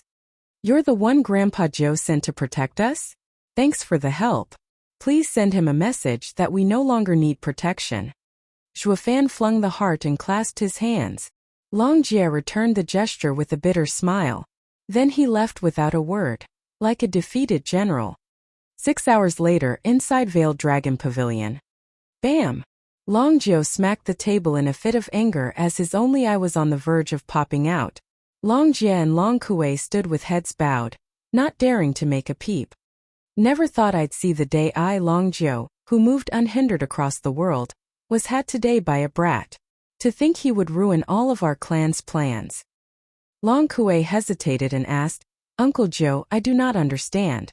What does Zhua Fan's sneak attack have to do with Veiled Dragon Pavilion? Foolish child. Long Jiu cursed. Jie was there and was at odds with Yu Quan. Everyone saw it. That punk killed Yu Quan right before Jie. You tell me, who will the blame will fall on? Luo clan. Long Kuei said like it was obvious. Long Jiu laughed as he shook his head. Long Jiu explained, Little Kuei, do you believe a small clan would dare to kill a disciple of the 7 noble houses? Long Kuei shook her head after thinking it over.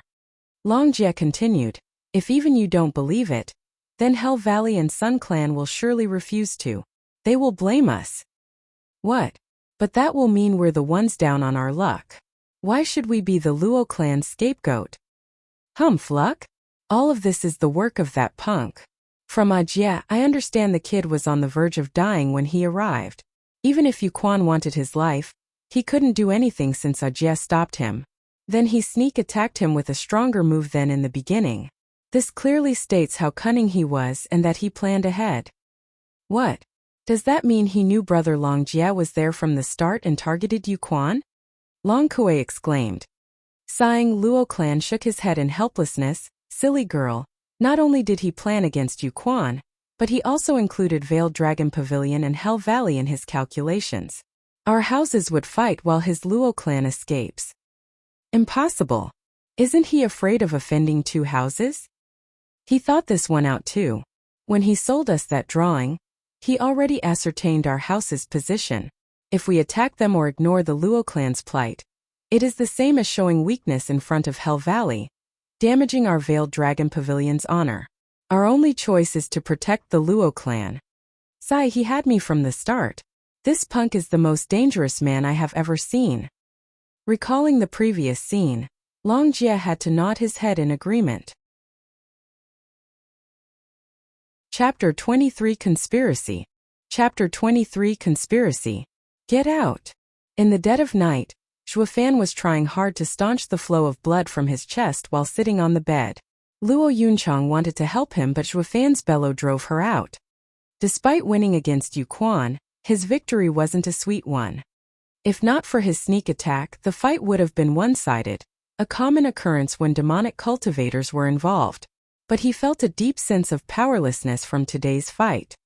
Although they were 4 layers apart, he believed himself to be a demonic emperor, that using all his power would have certainly finished off a kid still wet behind his ears. Yet reality showed that not only he couldn't win, but he also couldn't even get the upper hand in the fight. He had to rely on scheming to lure Veiled Dragon Pavilion out in the open and kill his enemy when he least expected by inciting chaos among the houses, while also providing the Luo clan a way out.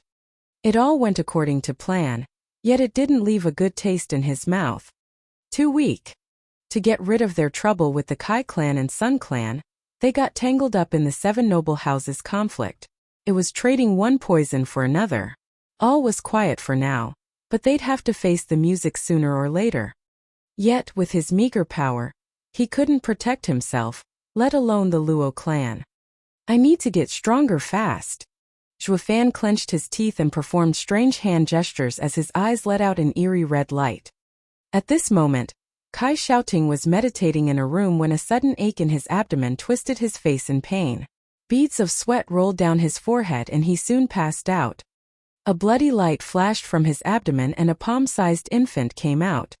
It was Zhua Fan's blood infant. At the time he was in Kai Manor, Zhua Fan inserted the blood infant in Kai Xiaoting to control Kai Rong. Because his movement was too fast, no one saw him. And under the threat of his son's life, Kai Rong was forced to let the Luo clan go. Thanks to the blood infant in Kai Xiaoting's body, Zhua Fan could monitor their affairs. He would get an early warning to any plan they might come up with. But now, spying on the Kai clan has lost its value. The blood infant saw the unconscious Kai Xiaoting and let out a sneer in Zhua Fan's voice. Humph! I won't take your life so you could bear witness to the fall of the Kai clan. The blood infant then turned into a red light and flew outside. In a dark garden, a Kai clan guard was patrolling when a red light entered his body. He couldn't utter a sound as his body numbed. He soon shriveled up and a light wind scattered him to dust, leaving behind the red glow. In this manner, more than 30 guards disappeared from the Kai clan. In the tavern, Zhuofan snickered and sent Blood Infant for the next prey. He and the Blood Infant were one. When the Blood Infant entered a cultivator, he used the demon transformation art to absorb the person's blood essence, and Yuan Qi for Zhuofan to refine later. He didn't plan on using the Blood Infant so soon, but he needed it to heal his heart. So he might as well reduce Kai clan's numbers while he was at it. The Blood Infant reached the Qi condensation, and even an early bone tempering expert would find it troublesome to fight with. As for Qi condensation opponents, it would kill them in an instant. If Zhuofan had the Blood Infant on him in his fight with Yuquan, he could have won without having to resort to any schemes. He could only sigh as he thought of how it was the perfect match to have both the Blood Infant and the demon transformation art. Raising the Blood Infant was very difficult, and even Patriarch Blood Demon only reached Saint stage with it. Yet, thanks to the demon transformation art, Zhuofan raised it to Qi condensation after 10 days of hard work in the tavern. He did it during his previous seclusion. The first day he used to bind the Blood Infant and the rest to provide it with blood essence. Since the Blood Infant reached such a level, it was time for it to collect blood essence. And in a clan like the Kai clan, bone tempering experts were rare, so Zhuofan wasn't afraid the Blood Infant would be harmed. This led to an unrestrained hunt as he sucked dry 50 more guards. But just when he planned to wipe away any Kai clan remnants, an eerie energy caught his attention. A demonic cultivator expert. Zhuofan was startled and guided the Blood Infant to the source. It arrived near a small room where a faint light burned. There were 24 peak Qi condensation cultivators standing guard. It stirred Zhuofan's curiosity and drew Blood Infant to a window. As for those guards, they couldn't even detect the Blood Infant, not to mention see it. 3 elderly sat in the guest and main seats inside the room. The one in the main seat was Kai Rong. The first seat on his left was occupied by a bald old man with cloudy eyes and exuding a peculiar energy. Zhuofan recognized it in a second. It was from a demonic cultivator expert. The old man on Kai Rong's right wore noble attire and faint traces of demonic energy leaked from him. It showed he was in the middle of changing to a demonic cultivation method. Yet Kai Rong and the noble-dressed old man were showing great respect to the bald demonic cultivator. Can it be? Zhuofan felt he was onto something when clan head cupped his hands before the bald man. Elder Jian, to what do I owe the honor of your and clan head son's visit? Cloudy eyes stared at Kai Rong until he trembled. It was then that Elder Jian smiled. I'm sure you know that a disciple from my Hell Valley was killed today by a veiled dragon pavilion. Wasn't it done by the Luo clan? Kai Rong let out a dry laugh. You think the Luo clan would have the nerve? Elder Jian laughed as his cloudy eyes shined. The feud between my Hell Valley and Veiled Dragon Pavilion was at a stalemate where neither dared to make the first move and break the balance of the 7 houses. Yet the Veiled Dragon Pavilion used the Luo clan to kill my disciple. What are they aiming for? This made Zhuofan muffle his laughter. Just as he expected, these 7 houses were treated like kings for so many years that they would never believe anyone would challenge their authority. It was because of such raw arrogance that made them believe there was a deeper scheme involved instead of taking what happened at face value. Veiled Dragon Pavilion was no different, willing to accept this injustice instead of showing weakness. Then you visited me because, Kai Rong hesitated. Ha ha ha, nothing much. Just help us to spy on Veiled Dragon Pavilion and understand their intent. It seems this event will trigger a battle between the houses. Elder Jian, that's the Veiled Dragon Pavilion. My Kai clan can't afford to offend them. Kai Rong panicked. He thought, why the hell are you 7 noble houses dragging my small clan into this? Shaking his head, Elder Jian said, Clan head Kai, don't misunderstand. There is no need for your clan to go head-to-head with Veiled Dragon Pavilion. It's just testing them, that is, dealing with the Luo clan and observing the Veiled Dragon Pavilion's reaction. What Luo clan? Kai Rong was shocked. There wasn't anyone in the Windgaze city who didn't know of today's fight between Yuquan and Zhuofan. That Luo clan was backed by the Veiled Dragon Pavilion. Yet here you are asking me to go make a mess of Luo clan. Isn't that the same as offending the Veiled Dragon Pavilion? Kai Rong looked over at clan head Sun, only to see him smile with a hint of schadenfreude. Damn you! Since you're so close with Hell Valley, why don't you go mess with Luo clan? Didn't your daughter make a scene today? But now that you saw them with the Veiled Dragon Pavilion, you don't dare move an inch. Kai Rong felt his tooth itch from hatred but didn't have the courage to refuse Hell Valley AI. To tell the truth, I hate that punk Zhuofan the most. He came to my clan a few days ago to look for trouble. I don't know what evil trick he used, but he made my son cough blood for several days and we still haven't found a cure. If I go after him, he would use the same trick to take my son's life. PFF. Before Kai Rong even finished, Zhuofan could barely hold his laughter. He left the blood infant inside Kai shouting to teach the Kai clan a lesson, but never used it again afterward. He didn't expect the clan head would use such a lame excuse to escape this predicament.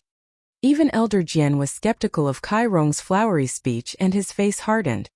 Upon seeing this, Kai Rong rushed to present an alternative. Elder Jian, clan head Sun is the best man for the job and is also close with Hell Valley. Letting him in charge of this task won't disappoint you. Hey Kai Rong, what are you trying to pull? Clan head Sun jumped to his feet. Luo clan was a headache and they didn't know how tight its relation was with the Veiled Dragon Pavilion. If he'd instigated Veiled Dragon Pavilion's involvement when he messed with the Luo clan, he'd be ruined. Despite the Sun clan and Hell Valley being related, the former was by no means one of the 7 noble houses. Getting on the Veiled Dragon Pavilion's wrong side was out of the question. It was unknown if the Hell Valley would stick its neck out for the Sun clan. Going after Luo clan was plain suicide. Seeing the 2 clans proclaim loyalty by day and shirking off their duties at crucial times, Elder Jian snapped, "Enough, you useless fools, I don't need any of you. I will find someone else for the job." Also Kai Rong, have you brought your spirit-ranked martial art?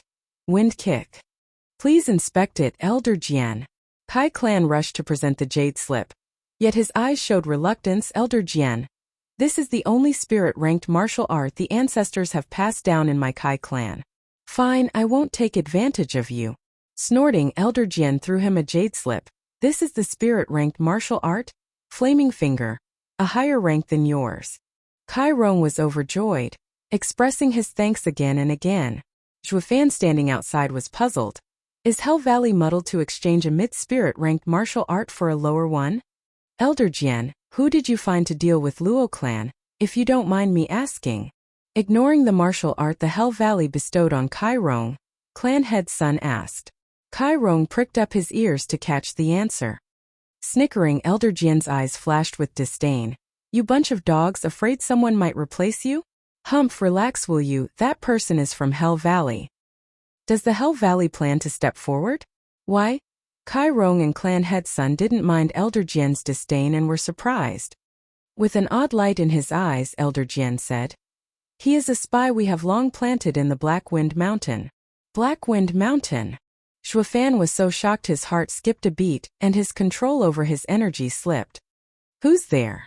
Elder Jian whipped his head and launched a palm attack. The door was blown to pieces as Blood Infant turned into a red streak of light and flew away. Only now did Elder Jian rush outside. So quick. Zhuofan's shock wasn't small, but luck was with him as the guards were surrounding the place. He grinned and urged the Blood Infant to enter one of them. Blood boil. The guards were in shock as Zhuofan's shout blew up the guard. With no time to dodge, all the others next to him lost their lives. Elder Jian's figure was blocked by the sudden explosion, allowing Blood Infant's escape. Kai Rong and clan head Sun saw the wretched aftermath and were frightened. What was that? Elder Jian shook his head, yet his face turned grave. I don't know, but it must belong to a demonic cultivator. Chapter 24 Breakthrough Again. Chapter 24 Breakthrough Again. Whoosh! A red light streaked in the dead of night, passing through doors and entering Zhuofan's body. Letting out a breath, Zhuofan opened his eyes as he rejoiced. Fortunately, the Blood Infant was quick to escape or it would have been ruined by the bald elder. He never imagined he'd bump into such a strong opponent in the Kai clan. Even if he couldn't recognize the elder's cultivation, he was certain the elder was no less powerful than God I Long Jiu. And once Blood Infant was destroyed because of Zhuo Fan's connection with it, it would spell doom for him too. But the opposite was also true.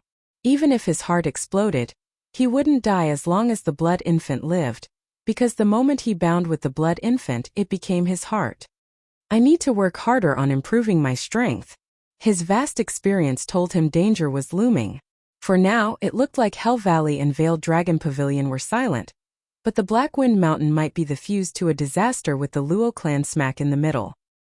His fate rested on strengthening the Blood Infant to bone-tempering stage. This was the only way to ensure some semblance of control when he met an expert like Long Jiu. Zhuo Fan closed his eyes and refined the Yuan Qi and blood essence the Blood Infant collected. In the next moment, red flashes came from his chest as red energy coursed through his veins to his heart. As the energy gathered, the hole in his chest began to heal. His weak heartbeat soon started pounding with greater force. In but an hour, his chest healed, with not even a scar left behind. If one didn't witness his heart exploding, they wouldn't believe the events of this morning occurred. He continued refining Blood Infant's gathered Yuan Qi and turning into black energy. One part flowed into his Dantian and another back to the Blood Infant.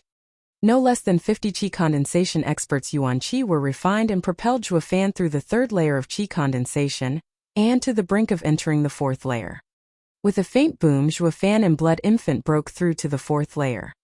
Zhuo Fan was happy. It was so easy to increase one's strength. It was only 10 days ago that he entered the second layer and here he was now in the fourth. But when he wanted to work towards the fifth layer, he found Blood Infant's Yuan Qi reserves had been spent. He wanted to keep going, but he was satisfied he at least advanced 2 layers in one go. He looked out the window at the clearing sky and walked out to stretch his legs. Now that Black Wind Mountain was coming, he had to find a safe haven for the Luo clan. Zhuo Fan opened the door to his room, but before he could take a step, a thump resounded and something fell at his feet. He looked to see a drowsy Luo Yunchang getting back up in embarrassment.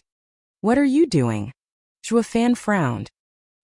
He poured all his focus on controlling the Blood Infant last night and then cultivating, so he didn't pay attention to what happened outside his room to the point he didn't detect her. Damn it! How could I become so careless? If it were an enemy instead, I would have been dead. Seeing his angry look, Luo Yunchang was apologetic as she mumbled, "I was worried about your wounds worsening and waited outside. Now that you're alright, I'll be going." "Wait, you stood guard all night?" Zhuo Fan was shocked. Luo Yunchang blushed and turned to leave with a hurried pace than before. Captain Peng took this moment to appear and saw Zhuo safe and sound and shouted in joy, "Brother Zhuo, you've recovered. That wound of yours scared all of us to death. Young Miss always stayed at your door, worried for your life. Where is she?" "She left." Zhuo Fan rubbed his nose and said calmly, yet warmth grew in his heart. "Damn this heart demon." Zhuo Fan cursed. How could the glorious demonic emperor feel anything for a mere woman? This must be the work of the kid's heart demon. "Right, old Peng, you came right on time. Come with me to the Veiled Dragon Pavilion." "But what about young Miss Anne?" "Relax, after yesterday's event, no one would dare touch them, if not for fear of offending Veiled Dragon Pavilion," Zhuo Fan snickered. Captain Peng had to take a moment to recover and reacted by giving thumbs up as his eyes glittered with worship. He didn't get Zhuo Fan's plan, but he was clear Zhuo Fan made others misunderstand Veiled Dragon Pavilion was backing Luo clan. "Steward Zhuo, I am now thoroughly convinced. If the Luo clan doesn't have you as a steward, we would have been doomed. It was a waste of your talents to have left you sweeping the courtyard back in the day." Laughing, Zhuo Fan patted Captain Peng's shoulder and shook his head. "That person wasn't me." 15 minutes later found the two at the gates of Veiled Dragon Pavilion, before the same 2 guards. But this time they showed proper respect. "Please enter, dear guests." "What, you won't go and report first?" Zhuo Fan mocked. After giving a silly laugh, a guard knew Zhuo Fan was still bothered by what happened before and apologized. "It was us who were ignorant before and didn't recognize your greatness. You made a deal of 1,000,000 spirit stones. We do not have the right to block such an honorable guest." "Hump snobs." Zhuo Fan sneered, then took Captain Peng inside, leaving the guard still bent and flattering him. They were clearly miserable inside but still plastered a fake smile on their faces. The two ran into Long Kuei. This time she lacked the respect she showed before and snorted in anger as she walked away. How did we offended her? Captain Pang was baffled. Zhuofan smiled. Young Miss Long Kuei, is this how Veiled Dragon Pavilion treats its guests? Humph, how are you guests? Raising an eyebrow, she glared at him. You don't deserve to be guests when you used us. Rubbing his chin, Zhuofan smiled and muttered, still just a girl and so naive. Zhuofan's voice was faint but not enough to prevent the disdain in his voice from reaching Long Kuei. She was treated as the jewel of the clan, and never received such contempt, especially from people around her age. Zhuofan, who are you calling naive? You, of course. Zhuofan smiled. Be it business or the politics between the 7 houses, everything must be taken into consideration when looking to make a profit. Yet you are prone to anger just from being used in someone else's plan. Just how did you survive this long? Compared to you, Long Jie is much more mature. He realized I used him and just walked away instead. The way I see it, admitting a loss is also a kind of power. At least the next time I plan on using him, it won't be as easy. This was the first time Long Kuei heard such an argument and was stunned. She came from the clan's estate and was put in Long Jiu's care. The elders in the estate spoke highly of her talent but not enough to entrust her with heavy responsibility. When she arrived here, Long Jiu spoke the same. Her talent wasn't any less than Long Jie. But Long Jiu didn't trust her in being responsible. She didn't understand, but now it seemed she was clear on something. Love, hate, closeness and vengeance won't help you, only benefits. Zhuofan saw her bewildered eyes and chuckled. Let's set aside our personal grievances and talk about business. It is also where your talent lies. Long Kuei thought for a bit and nodded. But just then a light cough came. Along with an aged voice, Mr. Zhuofan, let's talk. The 3 of them looked to see Long Jiu accompanied by Long Jie walking towards them. But Long Jie couldn't mask a glint of shock as he gazed upon Zhuofan. Yesterday he saw Zhuofan's heart exploding, but now he was walking like it never happened. His breath was even and spoke calmly. Did he recover in one night? How? Grandpa Jiu, won't you give this young one a chance? Not paying any heed to Long Jie's shock, Zhuofan spoke. Shaking his head, Long Jiu laughed. Haha, just from talking with you I ended up being used in the end. To think you still dare to come here. If I knew your true colors before, I would have taken you as a 1,000-year-old monster taking shelter in the Luo clan. Damn, I almost got found out. Zhuofan forced a laugh as he dismissed him. You're too kind, Grandpa Jiu. How can I compare to you? Cut the crap. Long Jiu switched tones in an instant and said harshly, why are you here? I am looking for a safe house for the Luo clan to live in. Does Grandpa Jiu know of a good place? Stroking his beard, Long Jiu replied, why should I help you? Simple, Veiled Dragon Pavilion owes us. Also, Zhuofan laughed eerily, it will help you watch over us more easily. Long Jiu's eyes squinted as his heart trembled in shock. This punk can see through anyone. Ever since killing Yu Quan yesterday, Veiled Dragon Pavilion has been on the defensive.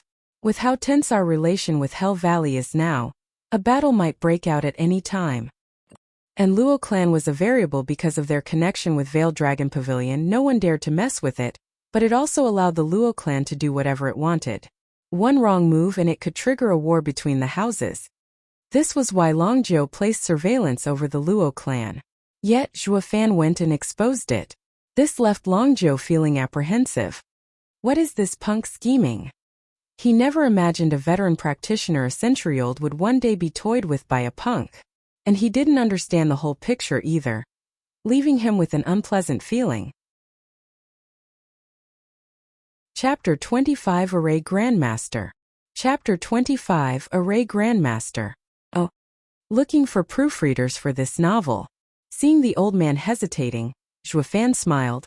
Guess I'll have to suffer a loss and give you something? Humph, what could you possibly know that the Veiled Dragon Pavilion doesn't? Long Kuei stuck her chin with disdain. Zhuofan smiled. I have heard of the Veiled Dragon Pavilion boundless strength. But the cat and mouse each have its own means. What I know doesn't mean you do as well. Long Kuei grinned unconvinced. Long Jie also shook his head. But only Longzhou fixed his single eye on Zhuo Fan. Longzhou wouldn't even care if it were anyone else. But it concerned Zhuo Fan, who gave them too many shocks these past days. He began to add a certain importance to the youth before him. Let's hear it. Snickering, Zhuo Fan said, Did you know Hell Valley's men are already here? What? Longzhou shouted in shock. Since the founding of the empire, the 7 noble houses' domains had clear boundaries.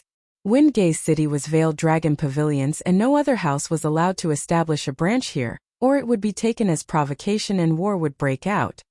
Of course, their disciples were the exception, as it could be seen from Veiled Dragon Pavilion ignoring Yu Quan's arrival. However, this didn't extend to elders or similar experts. They needed consent first. Zhuo Fan knew of this rule from Luo Yunchang and was now probing. It went just as he thought. From their faces they had no idea the bald old man was here. Impossible, we have scouts all over Windgaze City and no one can escape our notice. Long Jia shook his head with a grim look. Humph, don't listen to him. He just wants to scare us. Long Kuei glared at Zhuo Fan. Only Long Zhou spoke in a grave tone. What proof do you have? Zhuo Fan smiled. None? So you're just running your mouth. Long Kuei threw a despising glare his way. Zhuo Fan laughed, but his appearance was that of a bald old man, with Kai Rong and clan head son calling him Elder Jian. Condor Jian Fan. Long Zhou's only eye squinted as his power exploded. It was so strong none of the others around him could breathe, stepping back again and again. Only after a while did he calm down. Zhuo Fan gasped as his heart shivered. Long Zhou's power contained naked killing intent that shocked even him.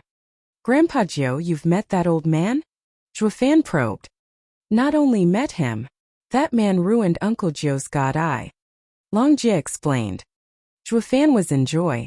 I was scared you had no grievances. Now that I know you're archenemies, it couldn't be better. Restrain your anger, Grandpa Zhou. Zhuo Fan switched to a fake compassionate tone. Waving, Long Zhou's eye glinted with coldness. All right, since you spoke of his appearance, I'll believe you. You can take the courtyard 100 yards from here. Thank you, Grandpa Zhou.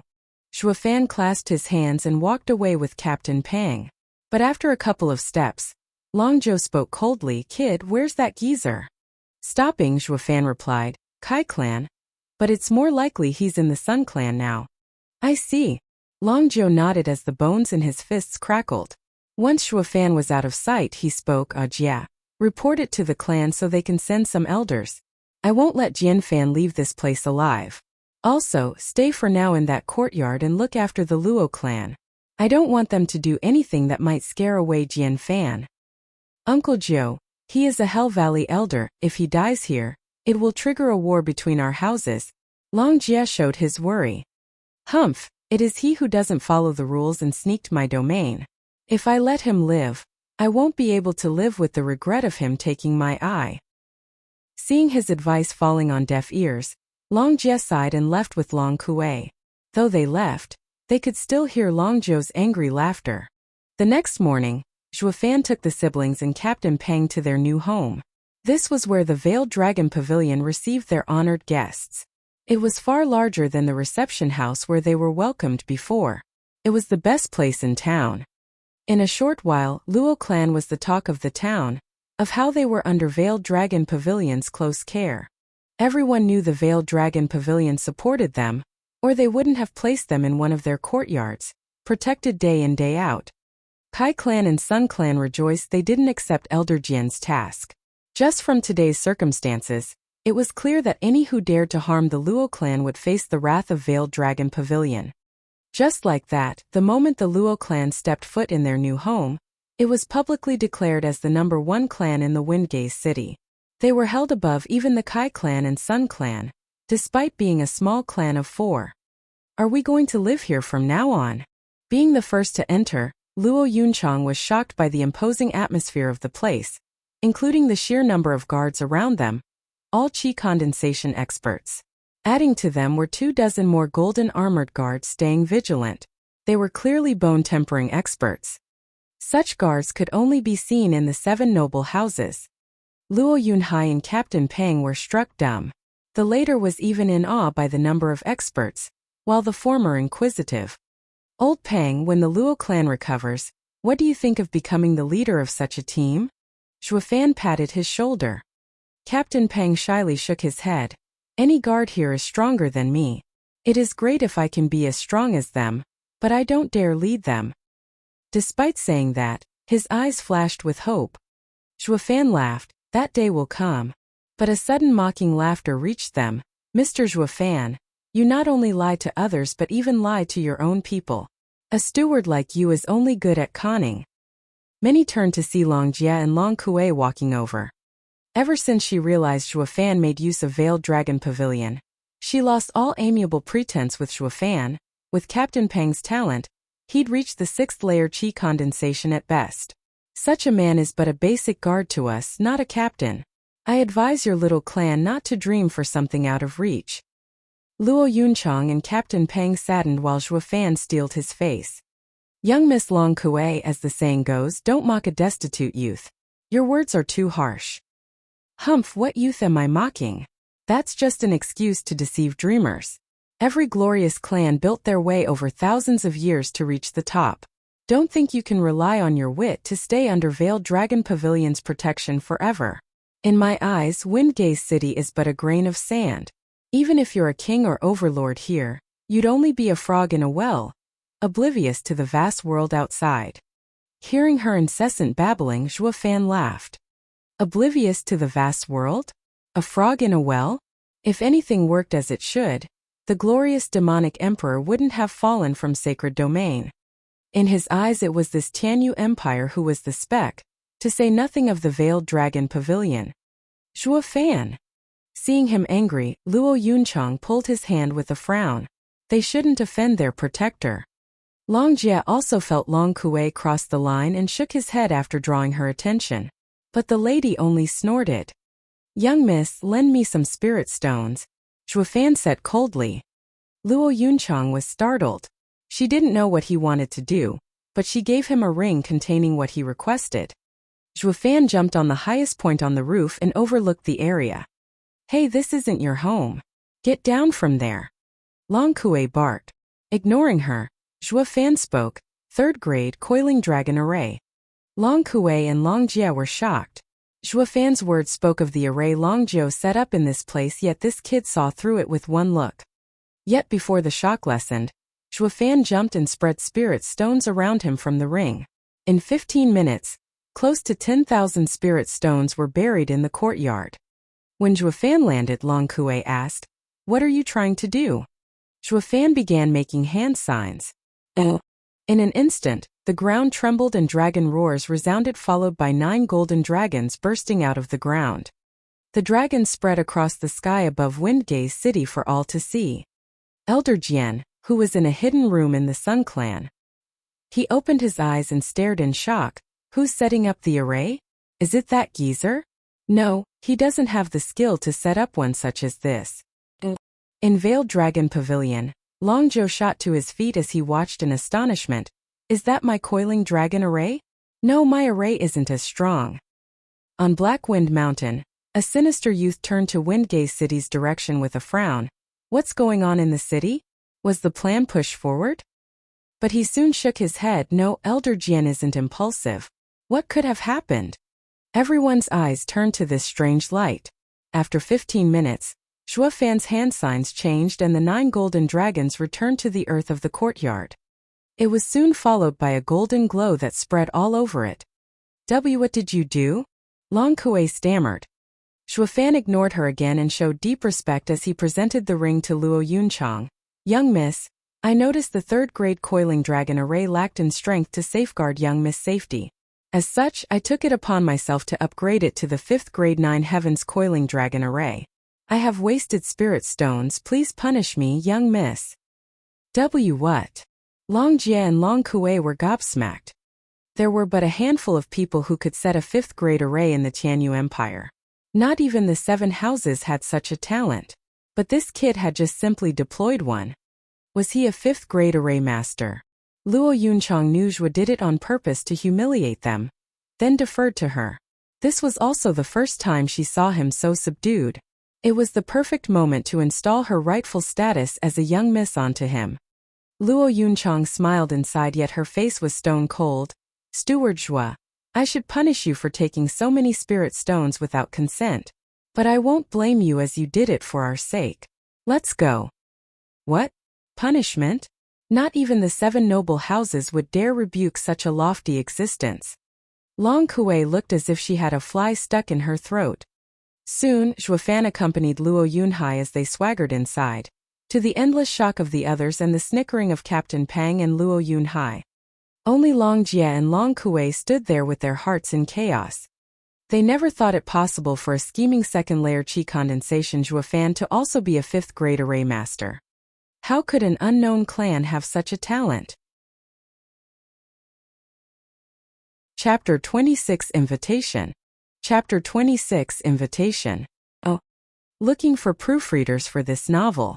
Whoosh! With a sudden boom, a figure appeared before the two. It was Long Jiao. His eyes were filled with excitement.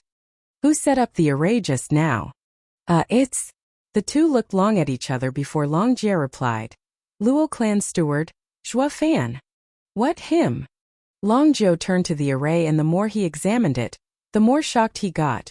An array master needs to know each array as the back of his hand and pours years and years into understanding heaven and earth. At my age, I can only set up 3rd-grade arrays, so how can a pup set up a 5th-grade array so quickly? Long Jiao seemed to be asking Long Kuei and Long Jie, but it also seemed to be asking himself. The two only shook their heads. It was unknown what kind of man Zhuofan was, as he kept doing extraordinary and shocking things again and again. Even the two of them, born in a powerful clan, no longer dared to underestimate Zhuofan. They even felt inferior. Go and call the kid over. No, invite him. I want to speak to him. Taking a look around, Long Jiao grinned. The two cupped their hands and followed his order. Soon, in a pavilion in the garden behind the courtyard, Long Jiao served tea at a stone table. It didn't take long before Zhuofan came in, followed by Long Jie and Long Kuei. Ha ha ha, brother Zhuofan, sit. Long Jiao laughed as he invited him. Long Jie and Long Kuei were shocked. Brother Zhuofan. Long Jiao had a high position in the clan. As such, the two of them called him uncle. Yet a proud man like Long Jiao only respected a handful of people in the Tianyu Empire. But to call this kid brother left the two stumped. Zhuofan took it in stride, however, sitting without hesitation. In his eyes, this was a world where the strong were respected. With enough strength, even this old man's grandpa would call him brother. Why has Bro Jiao called for me? Zhuofan wasn't a stickler for rules and poured himself some tea. He didn't seem to know the meaning of shame as he called Long Jiao bro without so much as a blush. Long Kuei couldn't even react. Long Jie rolled his eyes, cursing him for being shameless and taking advantage of circumstances. But Long Jiao was overjoyed. Their relationship was now tighter, and that was a good thing for him. Brother Zhuofan, since you called me Bro Jiao, I won't mince words. I'll be honest with you, brother. For a 5th-grade array master to stay in a fallen clan like the Luo clan is a sin. It's best if you join the Veiled Dragon Pavilion. We will even treat you as a venerable. Even the clan head will have to show you respect. Long Kuei and Long Jie never imagined Long Jiao wanted to invite Zhuofan as Veiled Dragon Pavilion's venerable. That was the highest status in the Veiled Dragon Pavilion, even higher than an elder. How could a kid still wet behind his ears receive such honor? Then again, Zhuofan was a 5th-grade array master only in the qi condensation stage. Any of the 7 houses would invite such a person to be a venerable. Asking him to join the Veiled Dragon Pavilion was for the clan's future. Zhuofan sipped tea with a smile. He knew of Long Jiao's intention even before he came. Who wouldn't fight and seize a 5th-grade array master in such an empire? Even the emperor would have to show him courtesy. He foresaw this even as he set up the array. Brother Zhuofan, what do you say? Long Jiao asked again. Zhuofan grinned. I have one condition. If it's in Veiled Dragon Pavilion's power, you can ask for anything. Long Jiao expressed his consent. Even making her serve me tea, rub my feet, and warm my bed? Zhuofan pointed at Long Kuei. Long Kuei's cheeks flared red with anger. Keep dreaming. Long Jiao had to shake his head in embarrassment. It's impossible with little Kuei. Ha ha, it's just a joke. I already have a young miss, so why would I look for another? Zhuofan's eyes were radiant as he turned serious. I want the Luo siblings, forever safe. Zhuofan paused after each word. Longjiu showed his admiration. He never expected for Zhuofan's condition to be just this. Such devotion inspired respect from the three around him. Even the always angry Long Kuei looked at him longer. I agree. As long as the Veiled Dragon Pavilion exists, the Luo clan, not only this generation but its descendants, will also live in peace. Smiling, Zhuofan sipped his tea again. Then from now on, you are Veiled Dragon Pavilion's venerable. I will report it to the clan, and 3 days later, I will ask Ajie to escort you to the clan estate. Wait. Zhuofan raised his hand. I didn't agree. What? But just now, Longjiu stood in panic, then glared at Zhuofan. Brother Zhua, were you messing around? Zhuofan turned serious. If it were 15 minutes ago, I would have agreed without hesitation. But now? What about now? Longjiu's beard trembled. Shaking his head, Zhuofan let out a mysterious smile as his voice turned cold. Young Miss Long Kuei, do you remember what you said? Zhuofan extended his fist. Within 10 years, I will make the Luo clan stand above the 7 houses. He downed the tea in one gulp and smacked the cup on the table as he left. Long Kuei had a strange feeling watching his back. It was impossible for a small clan to rise above the 7 noble houses in 10 years, even if he was a 5th-grade array master. The 7 noble houses' reserves weren't something he alone could overcome. But Zhuofan's confidence left her without retort. Little Kuei, what did you say? Longjiu turned to the two. From Zhuofan's expression, he knew Zhuofan was not lying. So, something must have happened earlier. Long Kuei only stared at Zhuofan's back as Longjie spoke after hesitating. Longjiu shook his head after hearing the story. I've said already not to insult people and cut at their shortcomings. You've insulted the Luo clan and they are sure to not take it lying down. But what he said can't be achieved. Longjie muttered. Longjiu stroked his beard. Luo clan has a 5th-grade array master.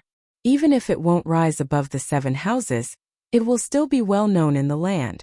It's best to get closer to it. We were so close to having him as venerable. Longjiu sighed as he fixed his eye on Long Kuei. Regarding Zhuofan, he went to Luo Yunchang, his mind going a mile a minute. He could have completely put his heart demon to rest but chose not to because of Long Kuei's words. Pipe dream? If we can't even dream, our only choice is to leave it up to fate. Demonic cultivators walked in defiance of heaven, fighting for their own fates. Zhuofan thus hated when someone told him that any goals he had was a pipe dream, that he should feel grateful for his fate. He had to prove to everyone that even a fallen clan could reach the top one day. He no longer helped the Luo clan just for the sake of his heart demon, but also for his path as a demonic cultivator. Nothing in this world is impossible. If heaven stands in my way, I will kill it. My fate is my own and not heaven's. The day shall come when he would rebuild this ruined clan to the best the world had ever seen. As long as demonic Emperor Zhuo Yifan was here, nothing was impossible. Bam! Zhuofan slammed the door open full of anger. Luo Yunhai, Luo Yunchang, and Captain Peng were startled. Luo Yunchang hesitated before building up the courage to speak to him. Zhuofan, what did Grandfather Zhou want? He invited me to join Veiled Dragon Pavilion. The three's faces saddened, despite being downhearted inside. Luo Yunchang strained a smile. Congratulations, Veiled Dragon Pavilion will offer you a far more glorious future than Luo clan. She had a guess Zhuofan's talent as a 5th-grade array master would attract the 7 houses' invitation. The Luo clan would find it impossible to hold on to such a man. Zhuofan snorted. What are you sad about? I declined. What? Shock was seen, but happiness was the most obvious emotion. Why? Just because. I'll be in my room. Zhuofan left without answering. But just before he was gone, he said coldly, Young miss, don't interfere in any future matters of the Luo clan, be it big or small. Luo Yunchang nodded absent-minded. Wasn't it like this so far? Why did he bring this up? Zhuofan then seemed to talk to her but also to himself. From now on I am Luo clan's steward. In 10 years, I will raise the Luo clan above the Veiled Dragon Pavilion. His figure left with the last word, leaving the three in shock. You're tuning in to the Li Mei's Wuxia Whispers YouTube channel. We're so grateful for your support, and don't forget to subscribe to join us on this incredible journey through captivating stories. Your generosity through donations truly makes a world of difference, as it's the primary source of revenue that allows me to expand and enhance this channel for you. Thank you from the bottom of my heart for being a part of this adventure.